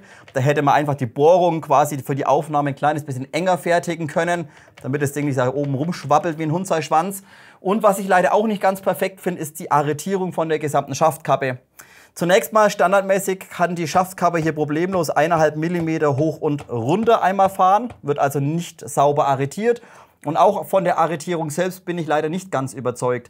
Bedeutet, habe ich euch, glaube ich, vorhin schon mal gezeigt, da drückt einfach nur so ein ganz dünner ganz dünner ABS-Plastik-Steg innen drin auf den Schraubenkopf drauf. Und wenn ihr quasi das ABS zurückzieht, das Plastik, dann löst der Steg. Bedeutet, die ganze Last von der Schaftkappe landet alles bei diesem dünnen ABS-Kunststoffsteg. Das bedeutet aber auch, wenn ich das Ding mal irgendwie auf die Schaft abstelle oder sowas und da kommt zu viel Belastung drauf, kann es ganz schnell passieren, dass einfach das ABS nachgibt und einfach wegbricht oder einfach sich durchscheuert oder sowas. Also hier Arretierung, Schaftkappe und Tragegriff finde ich nicht ganz perfekt. Der Rest ist wirklich hervorragend. Wunderschönes Aluminiumgehäuse, sauber umgesetzt, auch die ganzen Gussteile, passt alles wunderbar und sogar von der Arretierung teilweise mehr Schrauben verwendet als eigentlich nötig gewesen. Kommen wir später nochmal drauf zu sprechen. Auch das Rohr vorne drin sitzt hervorragend, kein Spiel, kein Wackeln oder sowas. Dementsprechend, wie gesagt, zu 95% wirklich perfekt. 2 kleine Dinge kann man vielleicht einmal ignorieren. Nächster Pluspunkt ist dann zunächst einmal, das wird schwierig. Nächster Pluspunkt geben wir jetzt erstmal Innovation oder innovativ. Inwieweit man das jetzt hätte machen müssen, sprechen wir später nochmal ganz kurz an. Also erstmal innovativ bedeutet ein komplett neues Ladesystem von einer Airsoft von so einem LMG und nicht von anderen Herstellern irgendwie abgekupfert. Auch im Boxmagazin alles über diese Schnecken mit diesen kleinen Motoren, das innenliegende Magazin, damit ihr eben nicht mal ein Boxmagazin benötigt. Das finde ich zunächst mal klasse. Kleiner Ladeindikator hier oben, damit man direkt gleich sieht, ist jetzt eine BB in der Hop-Up-Kammer drin oder nicht. Finde ich schon mal gut. Also hier auch wieder etwas Neues konstruiert, was Innovatives einmal auf den Markt gebracht. Und das finde ich einfach zunächst mal gut, dass sich eben ein Hersteller hier Gedanken macht und eben gewisse Systeme baut oder Konstruktionen baut, die es eben noch nicht gibt. Also mal was Neues. Dementsprechend, wie gesagt, erstmal ein Pluspunkt, innovativ. Der nächste Pluspunkt ist die Elektronik innen drin. Da haben wir einen Standard MOSFET mit an Bord, bedeutet, man kann problemlos 11,1 Volt LiPos nutzen, funktioniert tadellos. Und ebenfalls direkt gleich eine Akkuüberwachung und eine Akkuabschaltung ebenfalls mit an Bord. Wie gesagt, schaltet automatisch ab bei 11,1 Volt bei 9 Volt und bei 7,4 Volt bei 6 Volt. Bedeutet, bei 3 Volt pro Zelle schaltet die Elektronik automatisch ab. Das finde ich persönlich fast ein bisschen wenig, da normalerweise so bei 9,6, 9,4 Volt schalte ich normalerweise immer ab. Aber wie gesagt, es funktioniert super. Die Akkus werden eben nicht komplett vollständig tiefenentladen. Und wenn ihr einfach jetzt auf Nummer sicher gehen wollt, dann könnt ihr auch problemlos da hinten noch einen LiPo-Checker, so ein kleiner LiPo-Warner, noch hinten noch mit reinstecken, direkt am Balancer einmal angeschlossen. Denn diese prüfen natürlich jede Zelle einzeln. Die Elektronik im System drin prüft nur die Spannung vom kompletten Akku-Pack. Also wie gesagt, könnt ihr problemlos, wenn ihr sicher gehen wollt, nochmal einen Akku-Checker hinterher schieben. Platz ist da genügend hinten drin. Also auch hier gebe ich MOSFET-Elektronik, gebe ich definitiv mal einen Pluspunkt. So, nächster Pluspunkt natürlich muss man geben, Nachbau, Umarex, Lizenz, dementsprechend natürlich auch alle Original Heckler & Koch oder alle Original Markings wunderschön auf dem Receiver einmal eingeprägt. Lizenzmodell, wie gesagt, geben wir einen Pluspunkt. So, jetzt habe ich gleich noch mal 2 Stück. Nochmal ein Pluspunkt ist das Thema Hop-Up und hier aber speziell für den deutschen Markt. Bedeutet 0,5 Joule, 0,2 Gramm. Die Hop-Up-Kammer selbst lässt sich super von hier oben einmal einstellen und auch das Bucking ist für diese geringe Energie und für wenig Kugelgewicht perfekt geeignet. Bedeutet, VFC hat jetzt hier nicht einfach nur irgendein hartes, stinknormales 60 Shore Bucking reingeballert, sondern sehr, sehr weiches mit geschätzt ca. 40 bis maximal 50 Shore. Und das eignet sich einfach gerade bei wenig Energie mit wenig Kugelgewicht am besten. Wo ich mir jetzt nicht sicher bin, wenn ihr jetzt Zuschauer aus Österreich oder der Schweiz seid, wie ist die internationale Version? Ist da dasselbe Bucking drin? Wenn ja, würde ich es rausschmeißen. Also dafür für mehr Kugelgewicht oder für mehr Energie wäre das definitiv nicht geeignet. Also hier erstmal ein Pluspunkt, Hop-Up lässt sich super einstellen, schöne Hop-Up-Kammer, TDC-System und eben für wenig Energie oder für 0,5 Joule einmal ausgelegt. So, und jetzt kommen wir zum letzten Pluspunkt, wie vorhin schon angesprochen, ihr könnt da hinten problemlos noch einen LiPo-Checker hinterher packen und im Allgemeinen könnt ihr da hinten reinstopfen, was ihr wollt. Von mir aus noch irgendwie Brotzeit zum Mittagessen, noch mit hinten rein. Nee, Spaß beiseite. Also wir haben hier hinten unheimlich viel Platz für einen Akku. Dementsprechend 2150 mAh, 2400 mAh, 11,1 Volt, kein Problem. Und sogar noch ein LiPo-Checker auch noch mit hinterher. Einfach alles da hinten reinsammeln. Das heißt, genügend Platz einmal vorhanden. Also hier der letzte Pluspunkt, Platz für den Akku. So, und jetzt muss ich ein bisschen spicken, denn wie gesagt, es wird sehr umfangreich, habe ich mir alles notiert. Kommen wir zu den Neutralpunkten. So, und die sprechen wir jetzt einfach noch ein bisschen im Detail durch. Jetzt habe ich einen Pluspunkt gegeben, einmal innovativ oder Innovationen, bedeutet innenliegendes Ladesystem, das Feeding-System über diese Schnecken. So, und hier gebe ich aber zunächst mal noch einen Neutralpunkt, denn wenn man sich das Ganze mal so anschaut, das ist alles schön und gut. Aber auch hat man jetzt wieder mehr Bauteile drin, mehr Elektronik, mehr kleine Zahnrädchen, wo es einfach gewisse Fehler oder wo gewisse Fehlerquellen einmal entstehen können. Also warum man jetzt unbedingt wieder irgendwie warum man den Schuh neu erfinden muss, nein, warum man das Rad neu erfinden muss, das ergibt sich mir nicht so ganz. Denn wie gesagt, natürlich, ich habe es euch gezeigt, dieses ganze Ladesystem mit dieser Kunststoffschnecke, alles ABS innen drin, ganz, ganz kleine Mini-Zahnräder wie in einem Uhrwerk. Also es kann schon sein, dass wenn sich da mal irgendwie eine BB verklemmt, wenn mal ein bisschen Dreck reinkommt in das System, dass da doch sehr schnell irgendwas kaputt gehen kann. Also hier finde ich es wieder nicht ganz so cool umgesetzt. Erstens mal innovativ, mal was Neues, finde ich super. Umsetzung, Fehleranfälligkeit, weiß ich nicht, keine Ahnung. Wie gesagt, keine Langzeiterfahrung, aber wenn man sich das einfach mal so anschaut, weiß ich jetzt nicht, ob das, sage ich mal, ein Jahr oder 2 Jahre lang gut geht, ohne dass irgendwas kaputt geht da innen drin. Es ist einfach alles sehr filigran und sehr, sehr klein einmal umgesetzt. Also hier mal ein Neutralpunkt. Der nächste Neutralpunkt, sehr, sehr viele Schrauben von der Konstruktion, was ich auch nicht ganz perfekt finde. Das kann man aber getrost eigentlich ignorieren. Bedeutet, auch hier habe ich euch gezeigt, Rohrwechselsystem. Ja, es funktioniert, aber ihr müsst erstmal innen drin die Hop-Up-Kammer losschrauben. Dann hätte ich auch kein Arretierungssystem hier gebraucht. Also das finde ich ein bisschen schade. Hätte man nur auf die Schraube innen drin verzichten können, dass man direkt wie bei A und K, zack, Zerlegehebel runter, Rohr rausziehen, fertig. Funktioniert bei A und K auch. Warum funktioniert es hier nicht? Warum muss ich das Ganze verschrauben? Der Schaft hinten wird auch ohne Schrauben perfekt arretiert und hält problemlos. Aber nein, VSC schraubt ihn hier unten nochmal fest und schraubt sogar den Pin, der den Schaft hält. Auch der Pin hat ein Gewinde drin und verschraubt den Pin von innen. Also wenn man da mal schnell irgendwo hin muss, das könnt ihr vergessen. Also da sind bestimmt an dem ganzen Ding 10 Schrauben, die könnte man getrost einmal weglassen. Also hier relativ viele Schrauben, die vielleicht ein bisschen unnötig sind. Aber auch hier muss man sagen, nur als kleiner Neutralpunkt, denn lieber mehr Schrauben und das Zeug hält ordentlich, wie dass sie irgendwo zu wenig reinmachen. So, der nächste Neutralpunkt ist das Material in Bezug auf das Preis-Leistungs-Verhältnis auch ein bisschen. Kleines bisschen schade, auf der einen Seite finde ich es geil, dass das Ding relativ leicht ist. Bedeutet 4200 Gramm. Wenn ihr da eine vollbeladene SAEG habt mit Magnifier drauf und whatever, könnt ihr auch an dieses Gewicht rankommen. Aber für ein LMG fast ein bisschen zu leicht. Und wie gesagt, vom Material her, vom Gegenwert, was ihr bezahlt, bekommt ihr hier eigentlich zu 99% Aluminiumguss mit ganz wenig Stahlteilen. Und das finde ich ein kleines bisschen schade. Gerade auch bei dem Preis erwartet man sich vielleicht ein bisschen mehr Stahl an so einem LMG dran. Auf der einen Seite positiv, wie gesagt, man kann viel spielen, sie ist leicht, man kann den ganzen Tag rumrennen mit dem Ding.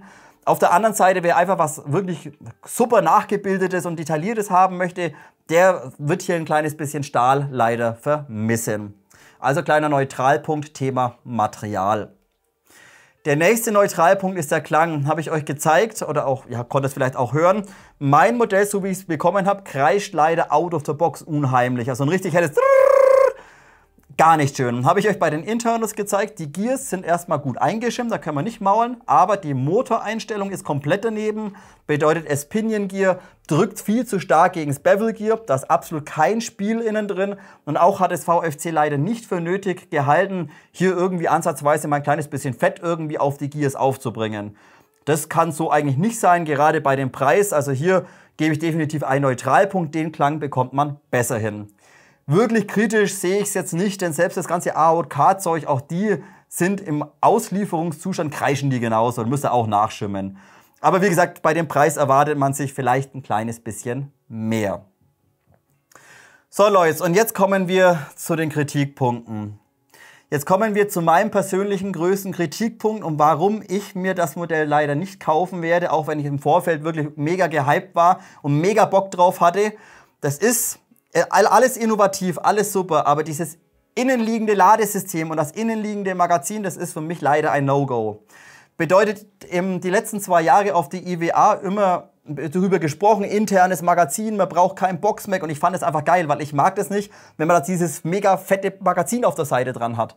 Schöne Patronengurt dran, internes Magazin verwenden, Hammer. Habe ich mich mega drauf gefreut. Ja, ist gut, aber dann hätte mir auch mal jemand sagen können, dass die ganzen Kugeln im ganzen System einfach nur hin und her rollen. Also das finde ich von der Umsetzung leider nicht gut. Bedeutet, die werden nicht irgendwie geführt, die BBs, die werden nicht irgendwie über eine Feder irgendwie gedrückt, dass sie nicht rumrollen, nicht rumscheppern. Und das finde ich leider nicht gut. Also das ist genauso, da kann ich mir genauso 20 High-Cap-Magazine am Plattenträger ranballern und rumrennen, dann hört sich's genauso an. Also das finde ich leider ein kleines bisschen schade. Auf der einen Seite innovativ, aber dass halt einfach die Kugeln da im ganzen System innen drin einfach frei rumrollen können und man zum Feeden die Waffe nach unten halten muss, dass sie wieder nach vorne rollen, Das finde ich nicht gut umgesetzt. Das finde ich leider gar nicht gut umgesetzt. Und dann auch der nächste Punkt, wisst ihr, dann seid ihr fertig, dann ist das Spiel vorbei. Ja, dann habt ihr trotzdem da unten drin in der Wanne die ganzen Kugeln. Wollt ihr die Waffe so transportieren? Also ich nicht. Also ich möchte meine Waffe ungeladen einmal transportieren. Ja, und dann, was müsst ihr machen? Ihr müsst erstmal da aufklappen, dann müsst ihr die kleine Schraube da innen lösen von der Hop-Up-Kammer. Dann müsst ihr das Rohr runterziehen, dann müsst ihr diese schäbige ABS-Plastikabdeckung einmal runterziehen, dann müsst ihr das Ding umdrehen, dann fallen alle BBs erstmal raus, weil irgendwie in den Beutel rein bekommt ihr die auch nicht mehr. Und dann hängt in der Schnecke, hängen auch noch lauter BBs drin, die dann einzeln rauskratzen müsst. Also ich weiß nicht, was ich davon halten soll. Wie gesagt, das ist vielleicht ein bisschen persönlich und es tut mir auch leid, wenn ich vielleicht gerade so ein bisschen stinkig bin. Wie gesagt, ich hatte mich mega drauf gefreut, auf dieses interne Feeding-System und auf das Magazin innen drin. Aber es hat mich einfach mega enttäuscht irgendwie ein bisschen. Bin ich also leider kein Fan davon, diese Umsetzung, dass die Kugeln da einfach frei rumrollen können innen drin. Dementsprechend hier leider ein Kritikpunkt. So, und natürlich der letzte Kritikpunkt, Gegenwert, Preis, Leistung ist gut. Man bekommt ein ordentliches LMG als Airsoft-Version mit 0,5 Joule, aber für 1.350 € so viel Aluminiumdruckguss zu bekommen, weiß ich jetzt nicht. Also ich finde, manch andere würde jetzt sagen, lackgesoffen teuer. Ich finde es wirklich ein bisschen zu teuer. Ist ein bisschen übertrieben. Selbst das G28 war damals schon saumäßig teuer. Aber ich würde für das Ding, hätte ich gesagt, 800 wäre teuer gewesen, aber wäre noch in Ordnung gewesen. Aber 1.350 € für einen Haufen Aluminium, nee, sorry Leute, da bin ich leider raus. Also wie gesagt, schöne Nachbildung und wer so viel Geld auf der Seite hat, der bekommt ein richtig geiles LMG, Heckler & Koch MG4 natürlich. Kauft dir das Ding, gönn dir. Aber wer halt ein bisschen aufs Geld achtet, nee, sorry Leute, da fehlt mir noch ein kleines bisschen was. Ein etwas besseres innenliegendes Magazin oder Feeding-System, vielleicht ein kleines bisschen mehr Stahl einmal dran. Dann könnten wir vielleicht noch mal drüber schwätzen. Aber 1.350 für fast nur Aluminium, nee, sorry, bin ich leider raus. Gut, Leute, jetzt haben wir es geschafft. Ich schaue mal noch mal ganz kurz drüber, ob ich alle Stichpunkte abgearbeitet habe. Genau, Rasseln, Magazin, habe ich alle Schrauben unnötig. Okay, also alles abgehakt. Wenn ihr jetzt zu diesem Review noch irgendwas ergänzen möchtet, wollt ihr eure eigene Meinung, euer eigenes Fazit oder sonst irgendwas dazugeben, ihr wisst Bescheid, jederzeit einmal Kommentarfeld unten nutzen. Auch wenn ihr jetzt sagt, ja Moment, ich habe mir die auch gekauft und das sehe ich vielleicht ganz anders, es ist gar nicht so kritisch. Auch dann, wie gesagt, jederzeit lasst uns doch drüber sprechen. Einfach alles unten einmal ins Kommentarfeld. Und wenn ich jetzt irgendwas vergessen habe und ihr weitere Fragen habt, auch dann natürlich, haut es unten ins Kommentarfeld rein. So Leute, ich bedanke mich auch heute wieder natürlich recht herzlich, dass ihr euch das ganze Gelaber einmal gegeben habt. Ich wünsche euch noch eine schöne Restwoche. Wir sehen uns dann zum nächsten Video. Bis dahin, haut rein.